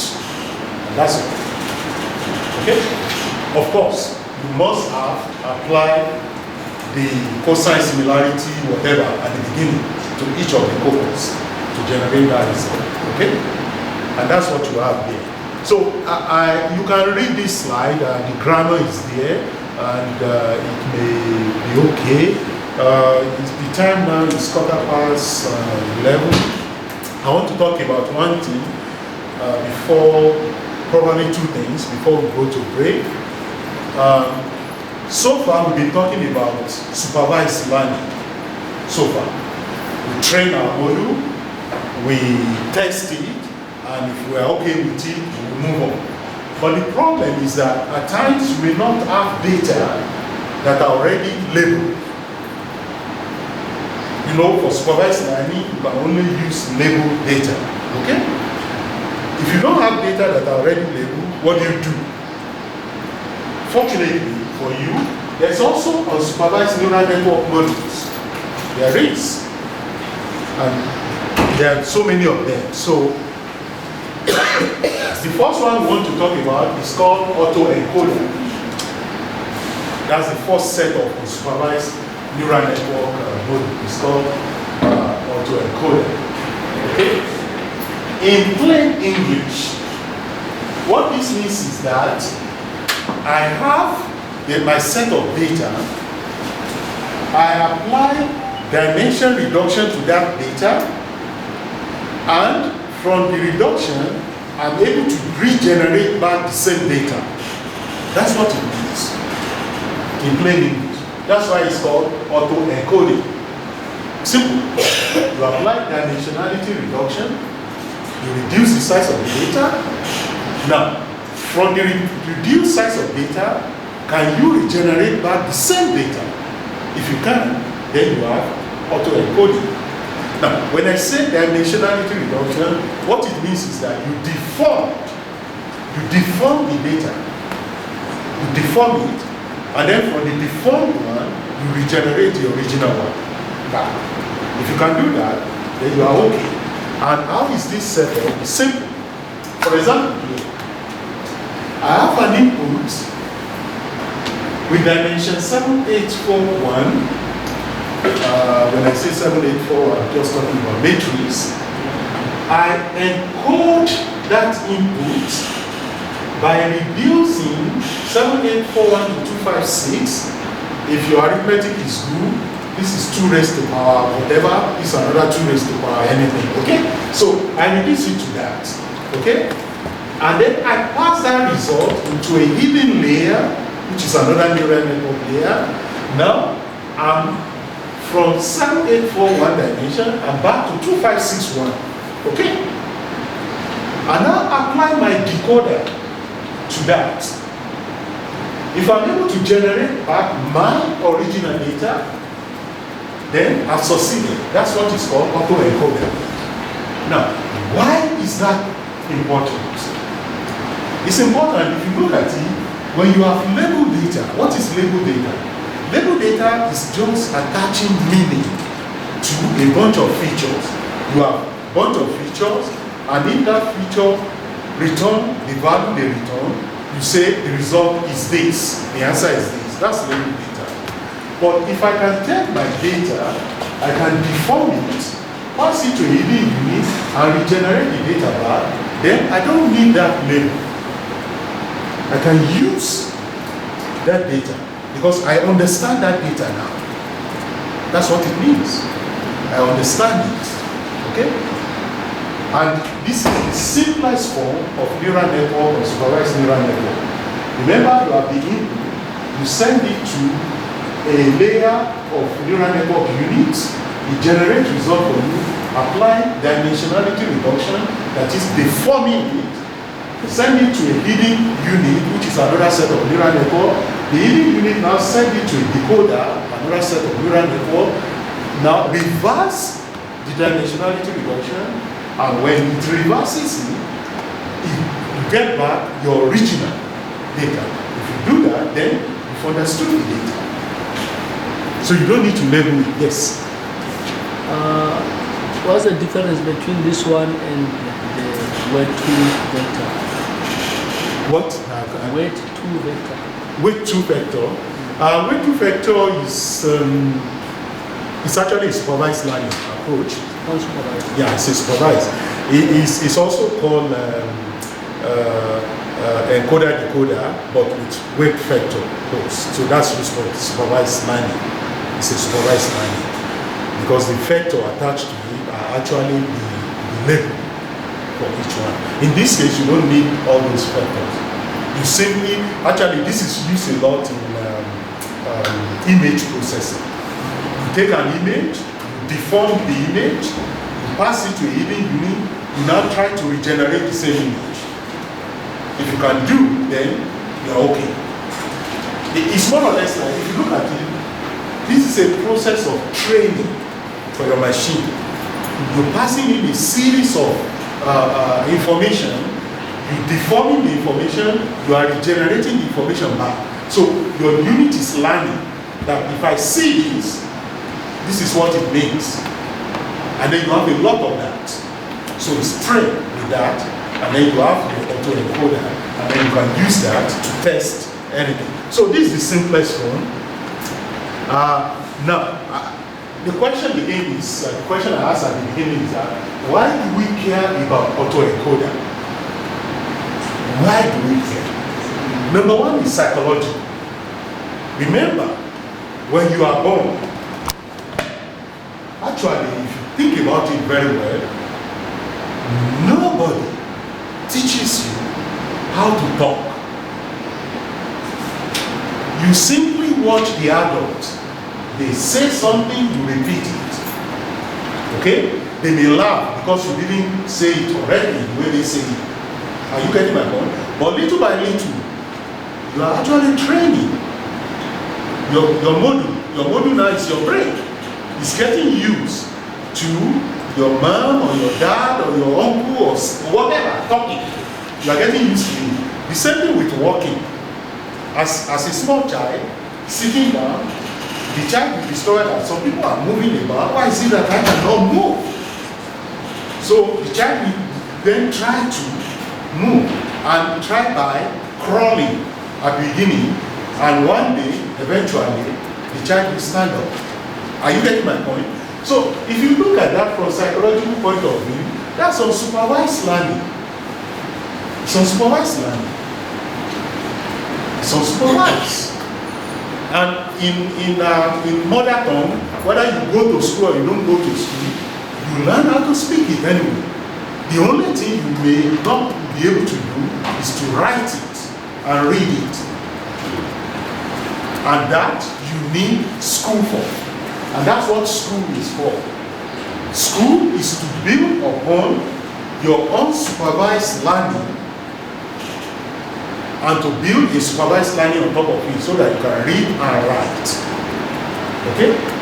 You have some old people in the villages that cannot read and write, but they speak your language better than you people that went to school. Am I right? Yes. They speak it better. It's unsupervised learning. And that's why we are interested in autoencoder. It's for psychological reason. The next reason is for practical use. Okay? In practical use, there's something we call pre-training and co-training. Pre-training is a technique that you pick up a set of parameters, okay, relating to a task. You use a data without knowing the meaning of data. You just use it to train them. And after you've trained those set of parameters, then you will use the trained set of parameters to train the rest of the parameters. That's what we call pre-training. The other one, co-training, is the same thing, but this time, you are doing it at the same time. You are training a set of parameters and all of them at the same time. So that's co-training. And that's the second aspect of the reason why autoencoder is important. And the third reason, of course, is because we have what we call variational autoencoder. Variational means that we have variation knowledge. I'll prove it to you. Not everybody has this, but majority do have it. If you encounter, you witness an accident, okay? Within 4 to 5 hours, if you are asked to recount what happened, you will be able to recount it exactly. The following day, you will be able to recount it, but you will discover that it's either you are adding something to or you are taking something out of it. So with time, your recollection of that accident will vary with time. It's what we call variation memory. The same thing with model in machine learning. There's variation over time. And because of variation over time, making use of autoencoder actually helps a lot. Okay? And what happens is that when you use variation autoencoder in image processing, what normally happens is that a random image is sent to the autoencoder, and the real image is also sent to the autoencoder. If the autoencoder can prove that the real image is looking at is different from the randomly generated image, then the autoencoder is working well. That's what we call variation. But if it cannot, then something is wrong. Okay? So the goal of variational autoencoder is to reproduce exactly the image, the real image, by comparing it to randomly generated image, and then proving that the randomly generated image is not real. So that's the variational thing. So if we apply that to, you remember this character, 7. Those of us who came in a few weeks ago saw it, 7. This is the real thing. This is the discretized image of the 7. When you pass that 7 into variational autoencoder, it will generate this. Now, if you look at the 2, you don't see the difference, right? You don't see the difference. But I'll show you the difference.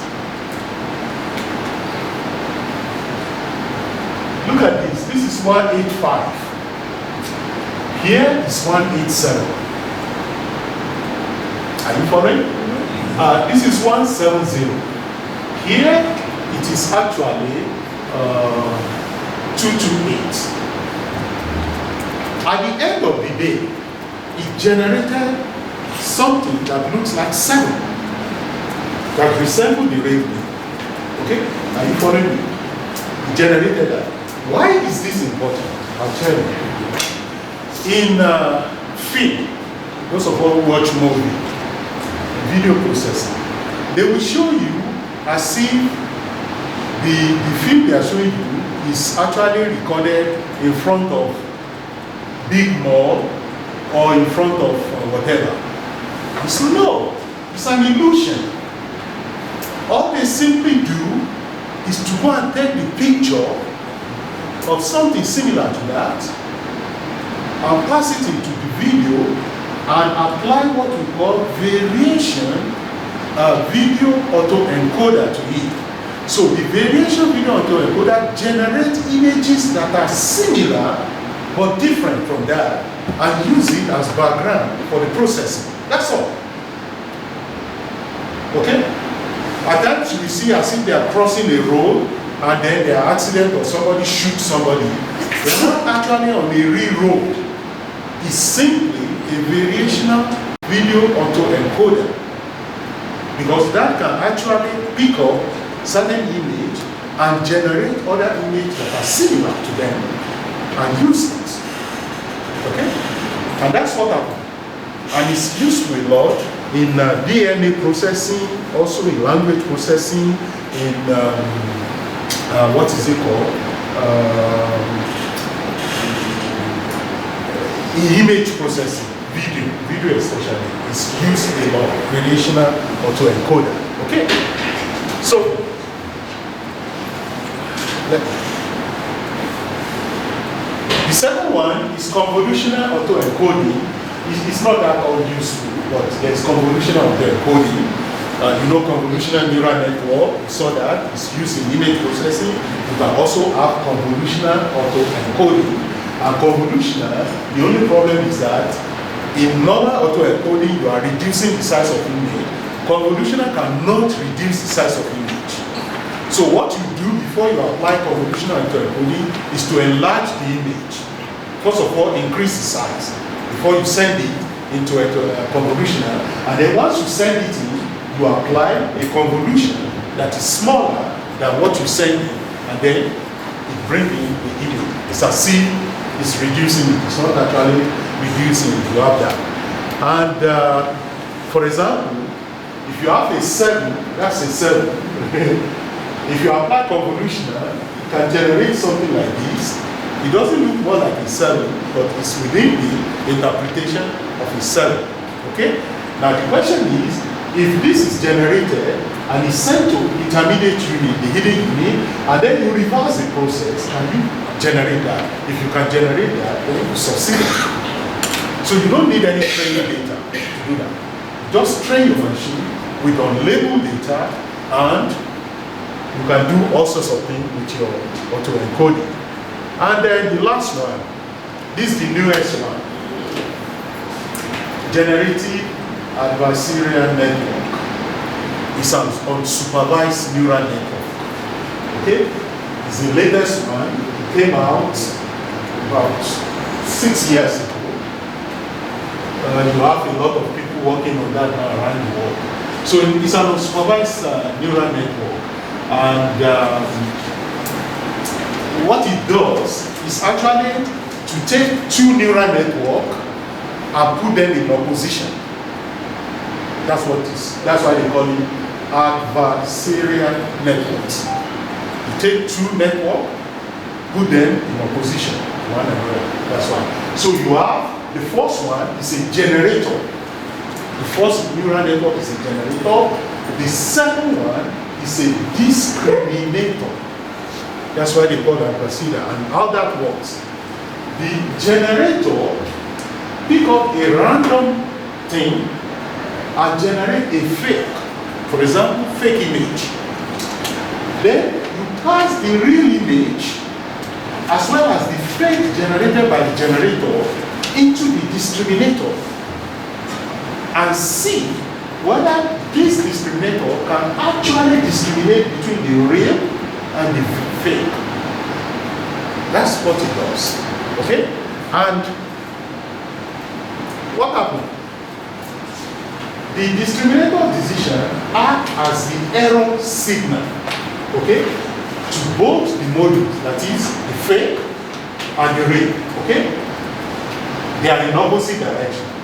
Now, if it is certain that the decision taken by the discriminator is correct, okay, then the discriminator is not fooled. But if the discriminator is badly fooled, then there's a large loss for the discriminator. So what happens is that, you know, in each neural network, you have loss function. The loss function generates error as a result. If the discriminator is full, that error generated will be large. Okay? If it is not full, the error will be small, which means it has made correct decision. Okay? So let's go back to this. So when you pass in the fake image generated by the generator and the real image into the discriminator, and it applies its loss function in it, and the result generated in terms of the loss is small, then the discriminator must have recognized the real image. If this is big, it must have recognized the fake, which means the discriminator is full. Okay? Now, this may not make sense. This may be like a child play where two people are just playing with something. But in image processing, it makes sense. Especially when you look at there's something called IMAX. I'm not sure. We have IMAX theater in South Africa. I think in Johannesburg you have one, or in Pretoria. Oh, okay. If you go to IMAX, okay, theater, normally when I go, when I was younger than this, I don't care where I sit down. Now when I go, I don't sit close to the screen. I sit up, far away. Where the effect is as if you are in the process. That's the effect of IMAX. IMAX processing is based on discrimination. Because what IMAX does is that it takes the distance at which people sit. Whenever you see IMAX theater, it's not too big. It's not as big as the ordinary theater. They are normally of a certain size, and then you see it still like that down. The distance, it calculates the distance of each position, and then use that effect to now apply discrimination to the image processing. And when certain things, like if it is ocean wave, it's as if you are in that wave. The feeling will be as if you are in that wave. Okay? So that's what it uses. It's a discriminator in order to calculate the effect. And it's useful. Okay? It's useful a lot in image processing. Now, is it useful in language processing? I don't know. My suggestion is don't go to GAN. You don't need it for language processing. That's my conclusion from theoretical point of view. But in practice, I don't know. But this is now being used a lot in what is it called? In image processing. Especially when you don't have data to train.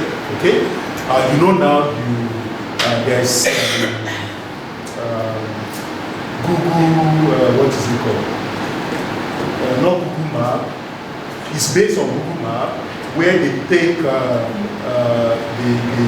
video something of an area, and then you can actually put yourself in it, sort of. They're using a variant of GAN to do that.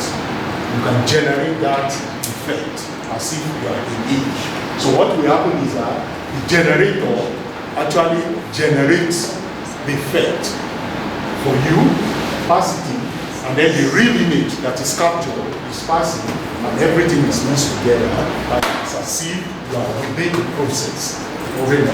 Okay? So that's what that is used for. So that's all I want to say about GAN. The mathematics is not that pretty, so I'm not going to go into the mathematics. Now, one thing you need to understand here is that it's used a lot for images. If you are actually doing research in computer science and you are interested in theory, GAN is very hot topic in deep learning now. And why is it hot topic? Because it can be used as a universal loss function. Okay? You know, we've been talking about loss function before. Now you can actually use GAN as your universal loss function. You are generating, you need a loss function, plug in your GAN, okay, into it. TensorFlow, you have GAN in it, which you can actually use. I'm not sure, I think Python has a library too that includes GAN now. I'm not sure about the rest, okay? So let's get out of deep learning. I want to do one thing quickly, then we can go for lunch and come back for... Today we are not going to stay long. When we come back from lunch, maybe you stay for 1 hour and then call it a day.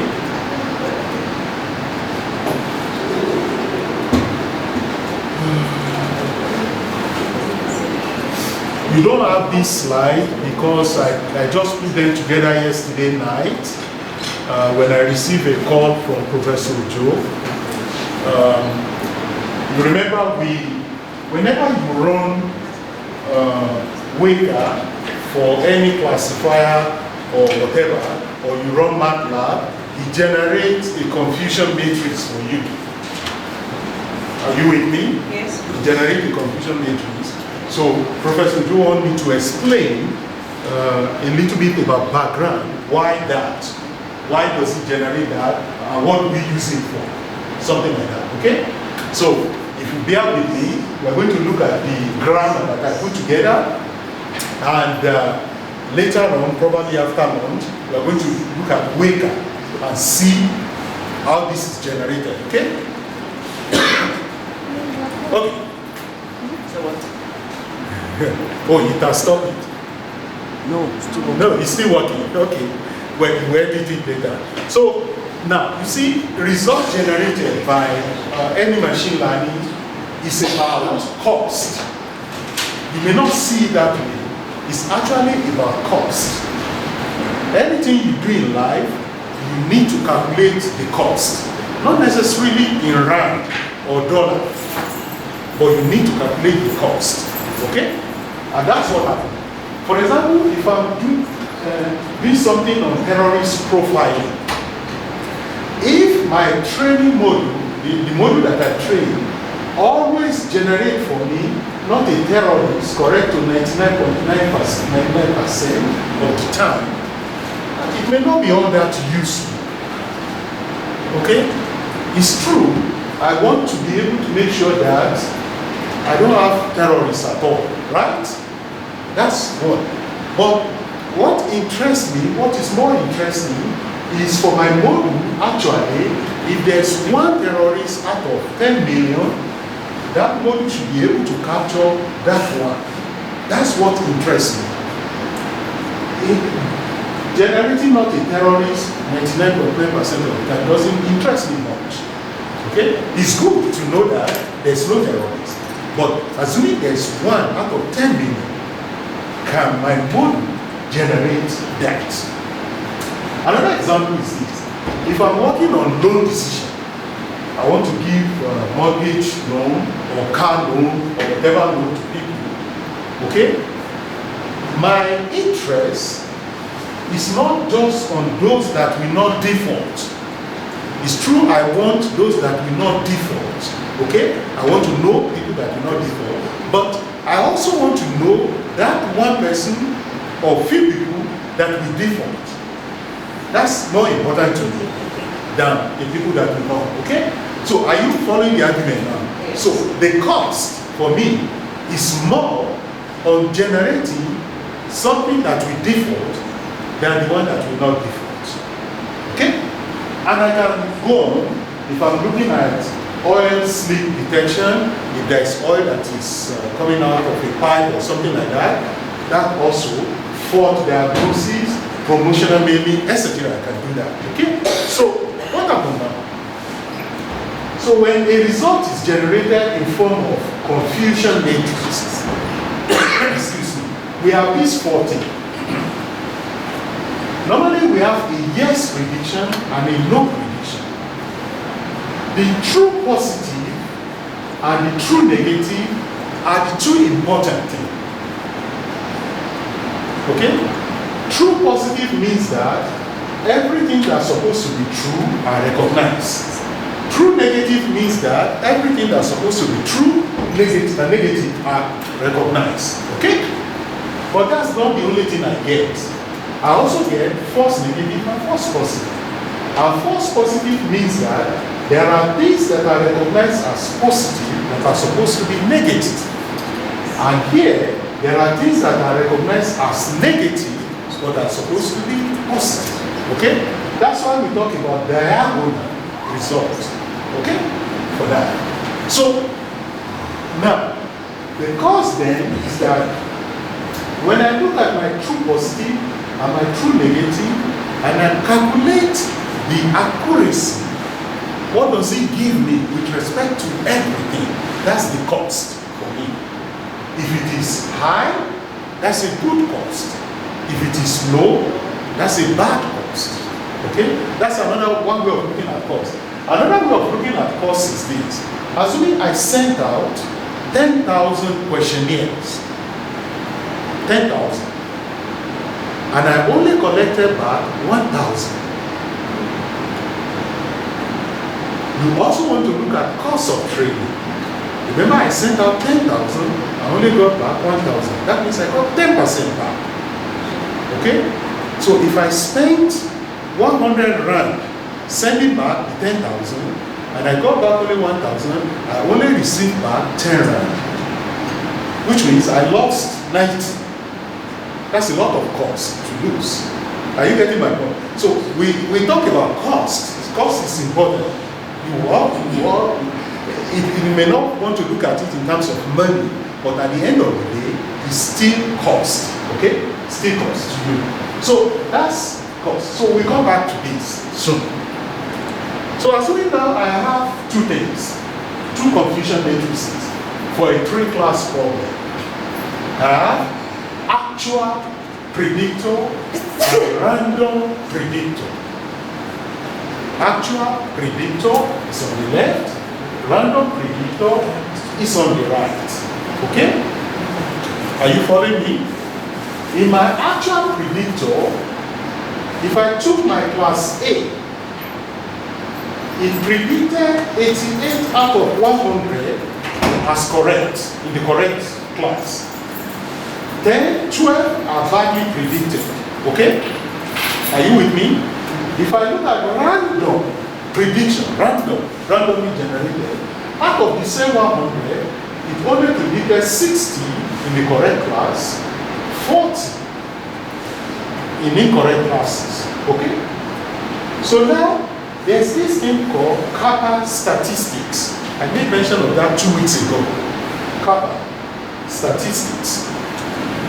What that statistics measures is, it measures the success rate of actual predictor minus the success rate of random predictor divided by 1 minus success rate of random predictor. Okay? So, what happens? If this Kappa generator, if you generate 1 for you, it means you have perfect accuracy.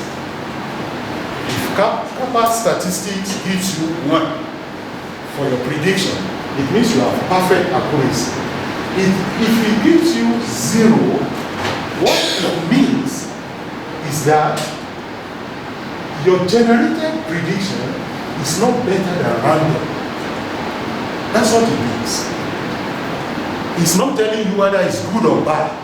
It simply say, assuming I didn't use your model that you train, I just do randomly.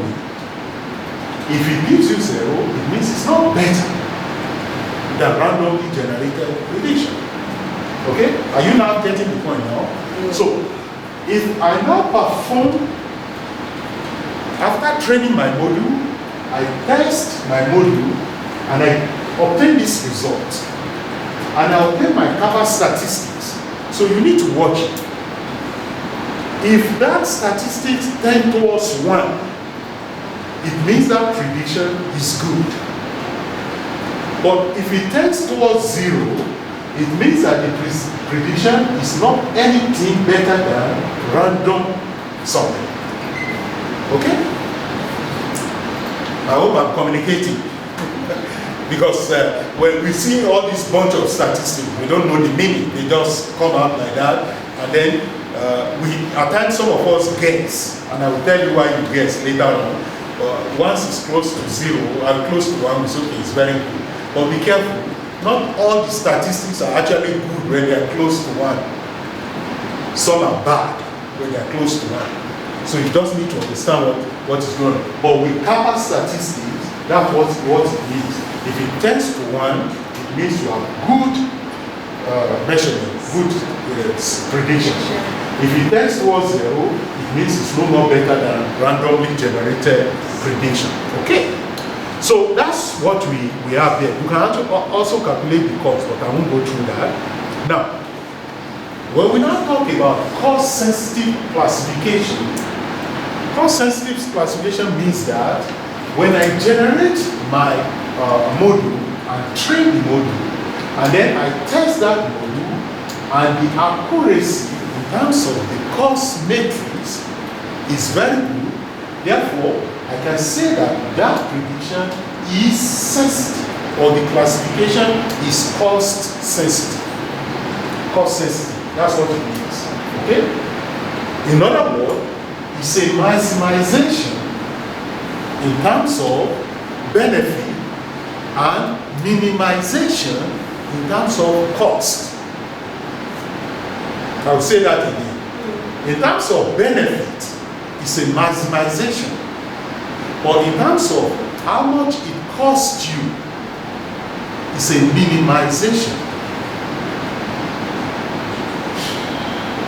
You are looking at you see, I gave you the example. I sent out 10,000 questionnaires.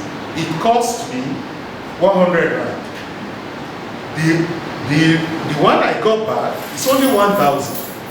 If I put it in rand, that's 10 rand I got back. So that's not a minimization. It's a loss. It's not a. So a minimization will be I sent out 10,000 and I got back 9,000. It's a minimization. It's a minimization. Because what I lost there is only 10%. So it's a minimization. And in that case, it's a maximum benefit. That is maximum benefit that I receive from it. Okay? So that's a prediction that is cost sensitive. Okay? This is normally done in terms of probability, but I don't want to talk about the mathematics. Now, there are two things that are generally used. There's the lift chart, and there's the rock, what do you call it now?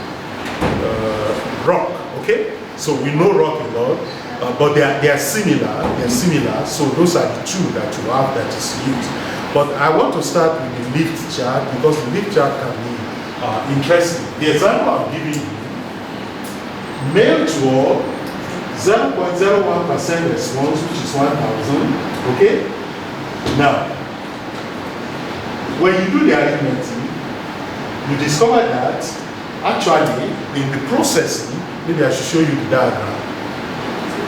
When you plot the graph, remember, only 1,000 you get back out of 10,000, right?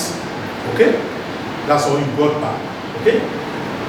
When you look at, in terms of the sample size, if I took 40% of what I got back, in terms of response, okay, it corresponds to 10% of the cost.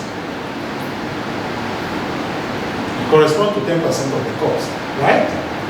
If I took 80% of what I got back, it actually corresponds to 40% of the cost. So, if you look at it from the training point of view, the amount of effort I put in is a lot more than the benefit I'm receiving back. 40% to 10% cost. Remember, I spent $100 and I'm just receiving back a little, and so on. So, and that's what you have. That's what the rock curve or lift chart is trying to tell you. If your prediction is going to be good after the training, where in the chart do you need to be? You need to be in the northeast of the chart, somewhere here. Northeast of the chart. And that is the only place where you can actually get 100% versus 100%. Okay? That's a fully maximized benefit and minimized cost. Okay? That's what that means. Now let's go on to, I'll move on to rock. You remember this, TP, true positive, false negative. Okay? So two things in rock form. The, what do you call it? The y-axis, the vertical axis in rock form, is calculated based on percentage. And the percentage is calculated as 100 multiplied by this quantity. True positive divided by true positive plus false negative. Okay, that's the y-axis. The x-axis is calculated based on false positive divided by false positive plus true negative. Okay? And that will generate percentage for you. And when you plot those values, this is what you get. Okay? And at each point in the graph, it actually gives you a notion of cost in terms of relationship. For a 20% true positive, what do you get as false positive? Okay? And so on and so forth. So it gives you that, and then it gives you a value. If you are using Weka, it gives you a value between 0 and 1. The closer that value is to 1, the better is your model. The farther away is from 1, the not so good is your model. Like what I have here is not a good something. We see later on in Weka that a good generation, here's my pen, will be something like this. That would be a good one. Okay? That would be a good one. Because even at this point, if you put it back, it's close to 1 here. This is close to 1, even at that point. When you look at that, on that, it's close to 1. Okay? So that would be a good rock form.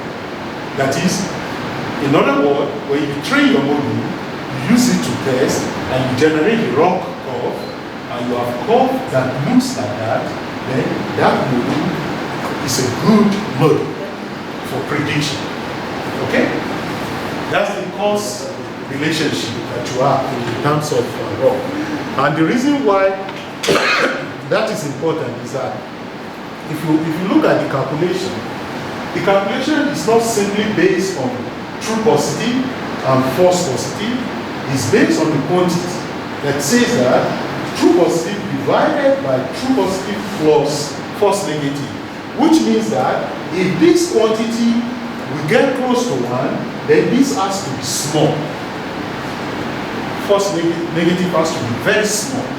Look, this slide, you'll get it through. I will send it to Dr. Du tomorrow, Monday. Okay? She'll put it online. I prepare it yesterday night, so. And if you look at this, for this quantity to be closer to 1, true negative has to be small. But you don't actually want this quantity to be close to 1. You want it to be far away from 1, which means true negative has to be very big. So if you have big true negative, this quantity will move away from 1. If you have small false negative, this quantity will move close to 1. And then when you produce the curve will just look as if it's a square. Okay? That's what happens there. So you want your model to generate small false negatives and big true negative. The bigger the true negative, the smaller the false negative, because the two of them are orthogonal. Okay? So if you have more false negative, you are going to get little of that. So, and that's what is clear for the raw curve. Okay? Well, it stands for receiver operating characteristics. So,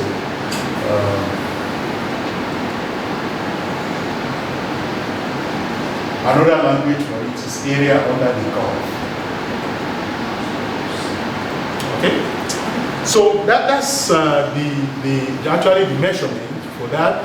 One other thing you can do is cross-validation, which of course I know that you understand what cross-validation means. And at times, you see the calculation for the raw curve may be done in a different way.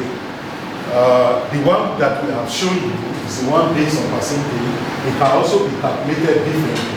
So occasionally, you may want to apply different method for your rock generation. In this case, we have method A and B. And what happens is that if you have a small sample, you may want to use method A. If you have a larger sample, you you want to use method B, something like that. So you can use different way. In Waker, you can actually calculate your log form differently.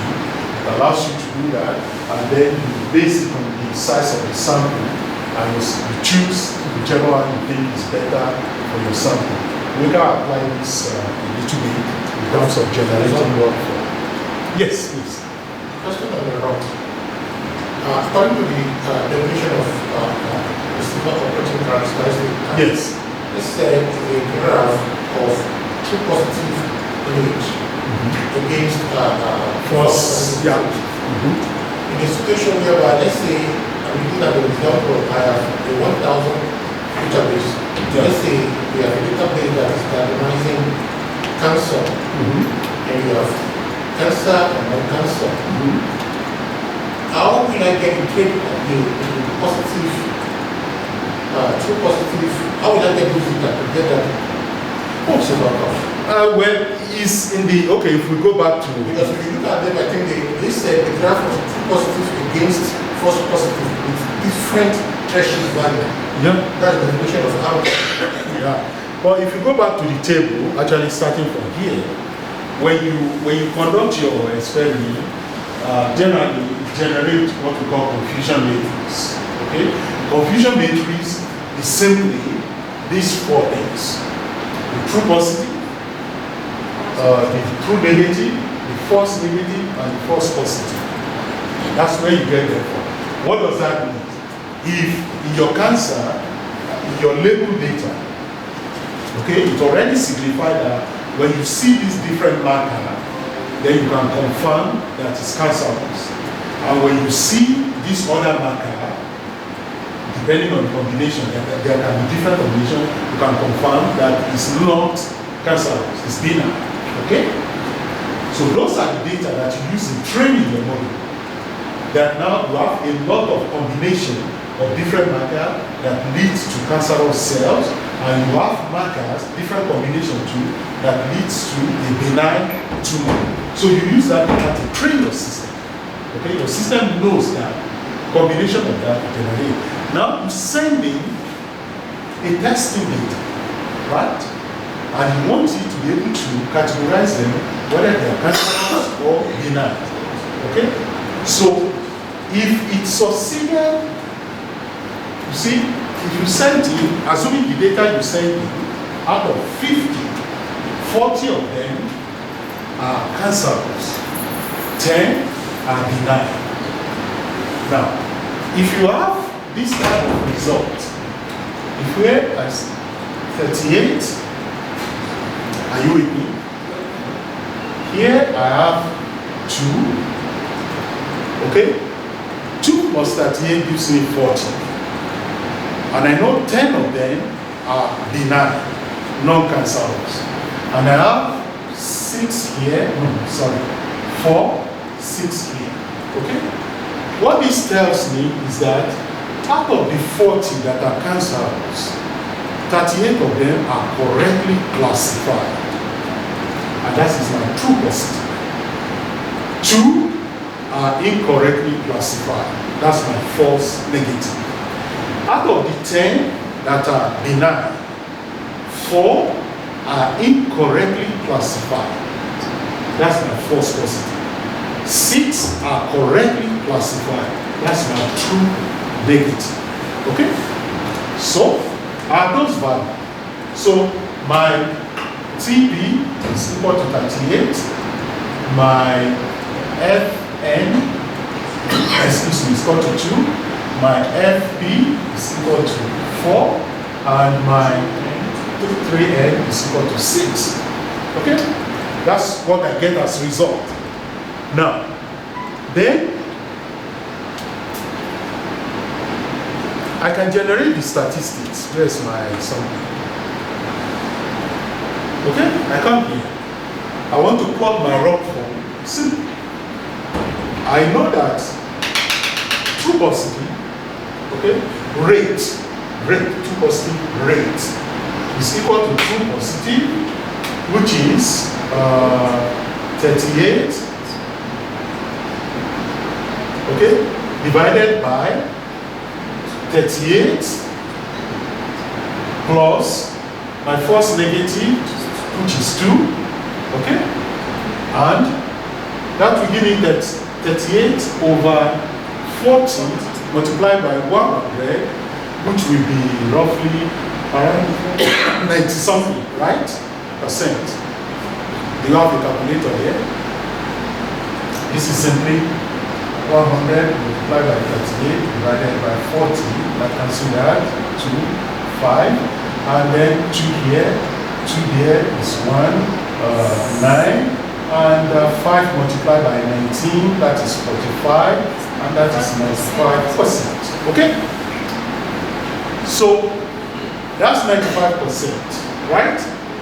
Then my first positive rate, I can also calculate it. Okay, for that, again that. Then there's a language given to this. I don't know whether I have it on the slide. Let me see if I have it. There's what we call recall and precision. Yeah. Precision is defined as true positive divided by true positive plus false positive. Recall is true positive divided by true positive plus false negative. And precision divided by the recall curves actually give you the same curve as before. If you do the arithmetic, give you the same curve as before. So now, when you now have your precision, when you have that, when the precision are calculated, the accuracy of your prediction will now be calculated based on the quantity, precision, and recall. So that's where you get your accuracy from. Okay? But what ROC form is showing you is that if that value tends to 1, it means that your the accuracy, your module, prediction module, is good enough. If it's away from 1, it means that that particular module is not good enough. Which means that when you look at what we saw before, this quantity here has to be small for the prediction to be good. And this other quantity, that is the false, what is it called? False positive, okay, has to be big enough, okay, for the opposite to happen. So when all false positive is big enough, it means that the opposite is the orthogonal to the negative is pulling away, okay? And if that happens, it means that your module is not performing well. But if you have the opposite of that, the module is performing well. So that's what, yes? Based on this Yeah. I want to plug the profit now. I only have it's your true positive rate and first negative rate that we've got it now. I only have just only 1 plot. Now, because I want the profit, basically is if I'm testing it on around like 5,000, yeah, I'm making that profit. So how will I tell it about it to get a threshold value and make it to be that level? Like now you only Well, that one is not based on this arithmetic actually. This arithmetic will be generated for you based on your training model. Now, if the arithmetic is not good, that is, you don't like the accuracy, then you have to go back to your model. What is it that you can do? There are a lot of things you can do. If you have not used what is it called, cross-validation, you can apply cross-validation and see if you can improve. If that doesn't improve it, then you can change your what is it called, the loss function or activation function in the classifier and use another type of loss function as soon as you go. Or you can choose a different classifier. Within the group of neural network, you have different ones. You have simple, logistic, multi-layer, and so on and so forth. It's called vector machine. So you can choose different ones. So that's there. This arithmetic is only done for you to show you the result of what you have accomplished. And if you don't like it in terms of the accuracy, you have to go back and do something different. Okay? Occasionally, most of the time what actually happens is that you see that the training data is not enough. Yes. And if that is the case, the trick you can perform is apply about 5 or 10-fold validation. It's a trick. It's the same data. It takes the first 10%, use it to train, then take the next 10%, and so on and so forth. It can improve the accuracy. In some cases, in most cases, it can. Another way is that at times, it may actually be that there's overfitting. And if there's overfitting, it generates noise. Okay? What can you do about overfitting? Go and look at your activation function. If you're using Waker, when you choose a particular classifier, you can actually check what type of activation function it's using, and you can change it to a different activation function and use that, and then move on. If you are not satisfied with that, then abandon that particular classifier. Choose a different classifier within the same class and use it. So that's the only thing you can do. And there's no, this arithmetic is generated based on what you have done. Yes, sir. What's this, when I was checking this coefficient matrix. I can't hear you. When I was checking the coefficient matrix. Yeah. So when they are using the same data set, Yeah. and they were using the threshold value to obtain this value, okay, if I set my threshold to be this value, what effect will it have on my true positive value? So Yeah. that one will be able to get like probably using different threshold value to get different results. Yeah, you can do that too, but I don't see how that can actually improve the accuracy. Your threshold value is used if you already have good accuracy and you want to make what is good to be better. For example, if you're already in the 96, 97 accuracy percent and you are looking for something better that will make it into 99 point something, then threshold can be played around with in order to be able to actually see if the accuracy can be improved to that level. Yeah. But if the accuracy is not good, really, from the beginning, you can do whatever you want with the threshold. It may not take it out of. If, for example, you came up with 70% accuracy, you can do whatever you want with the threshold, you won't get out of 70 something. Because what threshold does is a weight, it's a point, okay? You are merely changing that particular weight to see if at the beginning the weight is applied instead of say 0.001. Now you change the threshold by 10%, it means that the weight now is going to be 0.0001. Are you getting my point? Although it's going to take longer to train and to process, but what you are doing is that by doing that, by moving the threshold, then probably it has something to do with what we call the epoch.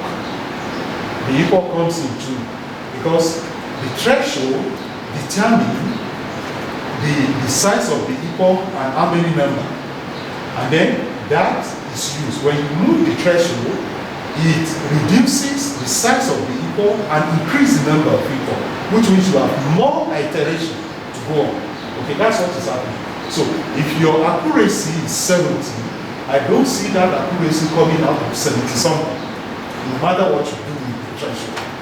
Okay, but if the accuracy is already good, that is 90 something, and you want to make it better, yes, you can limit your something to the threshold and it will improve it to certain level. But if the accuracy is bad, the best thing to do is to go back, either choose a different classifier or choose a different loss function and then move on from there. Yeah, there's so many things that comes into machine learning. I didn't know that that's what you're asking about. Yes, please. Yes, Prof, I've got two questions. My first question, as you explained in the coefficient matrix, I also use the example of binary classification. Yeah. My first question was, I want to know if this can be generalized multi-class classification. What do you mean by generalized? Multi-targets. Let's say your label's not 0, 0, 1. Yeah.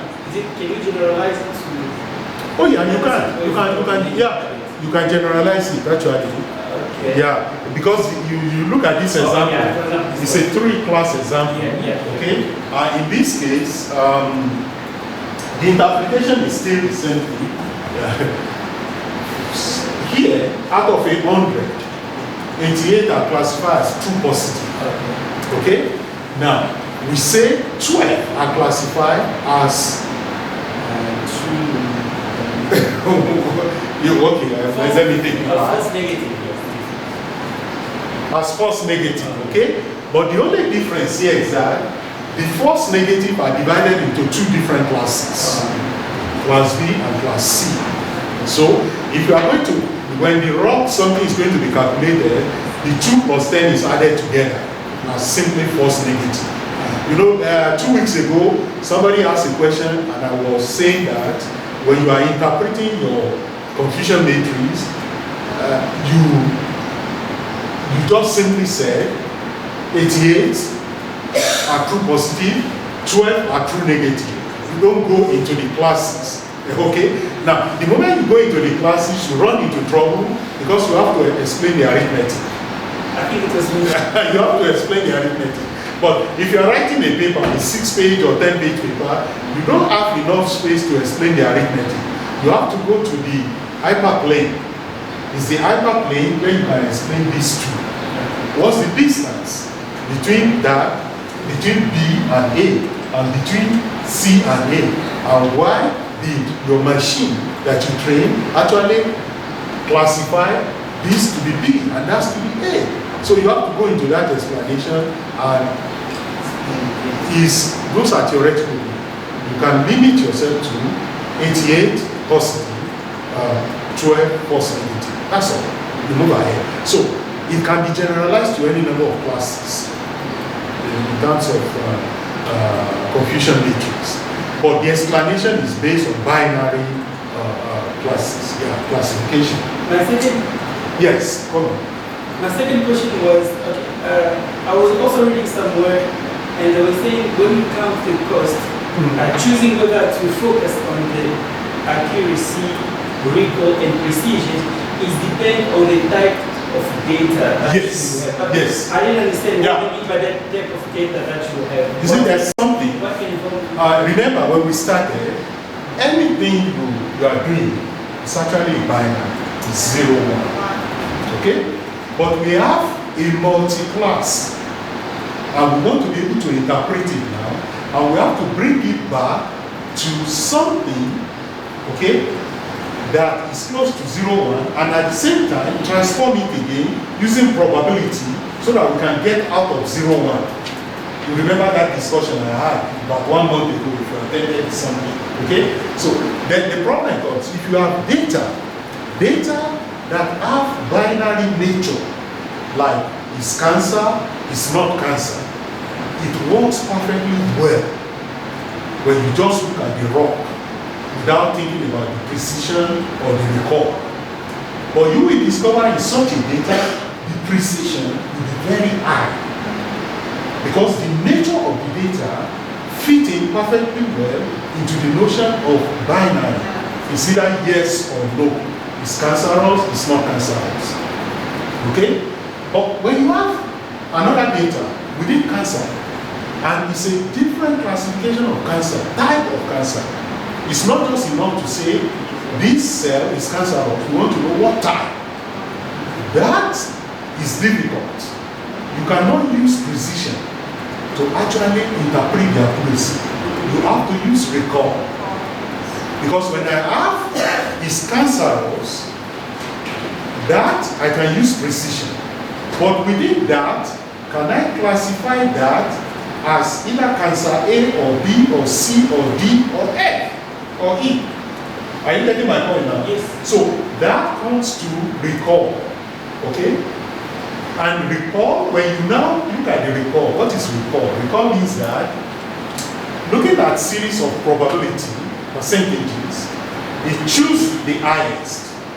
That's what recall does. So if the recall is high, it means that the interpretation for that particular one, when it says it's cancer type A, okay, if the recall is high, it means the interpretation is good. Are you getting my point? So that's why we say it depends on the data. And then when you come to data such as natural languages, You know what we did with natural languages is convert them to vector, floating point arithmetic, and you have so many of them, then the precision doesn't make sense anymore. Yeah, just one thing again, I want to go back to him. If you're in the threshold things, another thing that can do is what Professor Pius taught last week, that deals with ensemble. I don't know whether you came last week. I wasn't here. You taught ensemble last week in your simulation. Yeah. You taught them how to combine algorithm to do certain things. Okay. We call it ensemble. It's self-generating. Because what I see is that in image processing, let's take for instance, we evaluating the Cassarius play and non-Cassarius image, and we are trying to say, okay, let's use the density of the image, and we try to partition the image, let's say we partition the image between by 3 or by 4, calculating at different time stamp. So we are calculating, okay, the density at a particular point and the density at time 2. Now calculating this, some we hold the density together, we use our equilibrium distance or any distance. Then we now see if we see an image that is amply divided greater than this, our equilibrium distance, so that was the answer or non-answer. So I'm now saying, can we now say, using that mathematical concept, can we say, using that to assign the threshold value of okay, whenever the image is any value greater than this, compared to the answer, can we now use that one to draw a profit? Yeah, you can use it, but the problem is that it may not work all the time. It can work most of the time, but not all the time.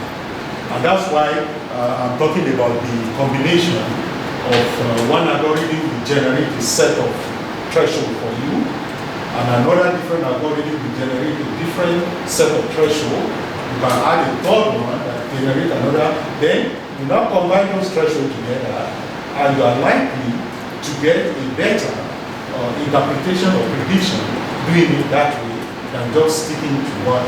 That's just what I want to say. You can use it, but will it work all the time? I don't know. Okay? Yes. Okay, my question was just to know if you do the prediction, let's say using if your prediction is, your accuracy is low, it doesn't give you a sign of wrong or something is going wrong with your Well, you have many things that can happen. If your accuracy is low, it could be the classifier you are using, that is the algorithm you are using, is not the best fit for that particular data. It could be that. Okay? Now, it could be that the algorithm is okay. The model is okay, but the parameters are not set properly. And that's where all those parameters comes in. You can set the loss function, you can set the number of people, the number of iteration, and so on and so forth. You can set that, okay? That's where it comes in, okay? And if another thing again is that in terms of another thing that can happen is that the training set may be too small. Okay? The training set may be too small for that. And if the training set is small, what you can do, the trick you can perform there is actually use the fold thing. It may work at times, it may not work. Yeah. It's depending on the size of the training data set. You use 5-fold or 6-fold or 10-fold. I will suggest don't go beyond 10-fold unless the data is actually big, really big. Yeah, so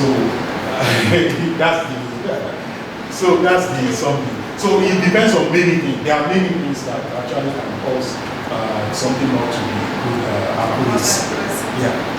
Okay. What's the last thing here? I'm trying to.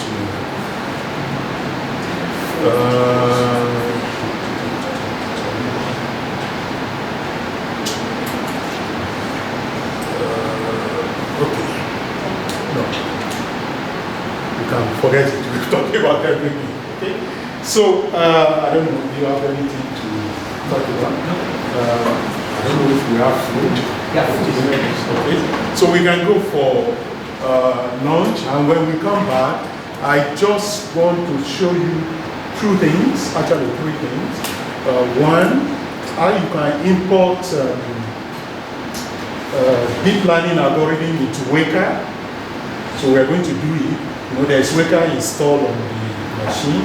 You import it, then we will activate it, and I will show you how you can actually change the classifier into either convolutional neural network or whatever neural network you want it to do. Okay? There's a lot of things you can do. The second thing, I want to show you this rock that we just did now, and to play around with the value, okay, and see the accuracy. Okay? And then the third thing, I want to talk about when you are dealing with deep learning in terms of training sets. Okay, because deep learning can take forever to train. What do you do to actually reduce the length, time, and the computation? So those are the three. Probably all those three will take us about 1 hour, 1.5 hours, and we'll call it a day.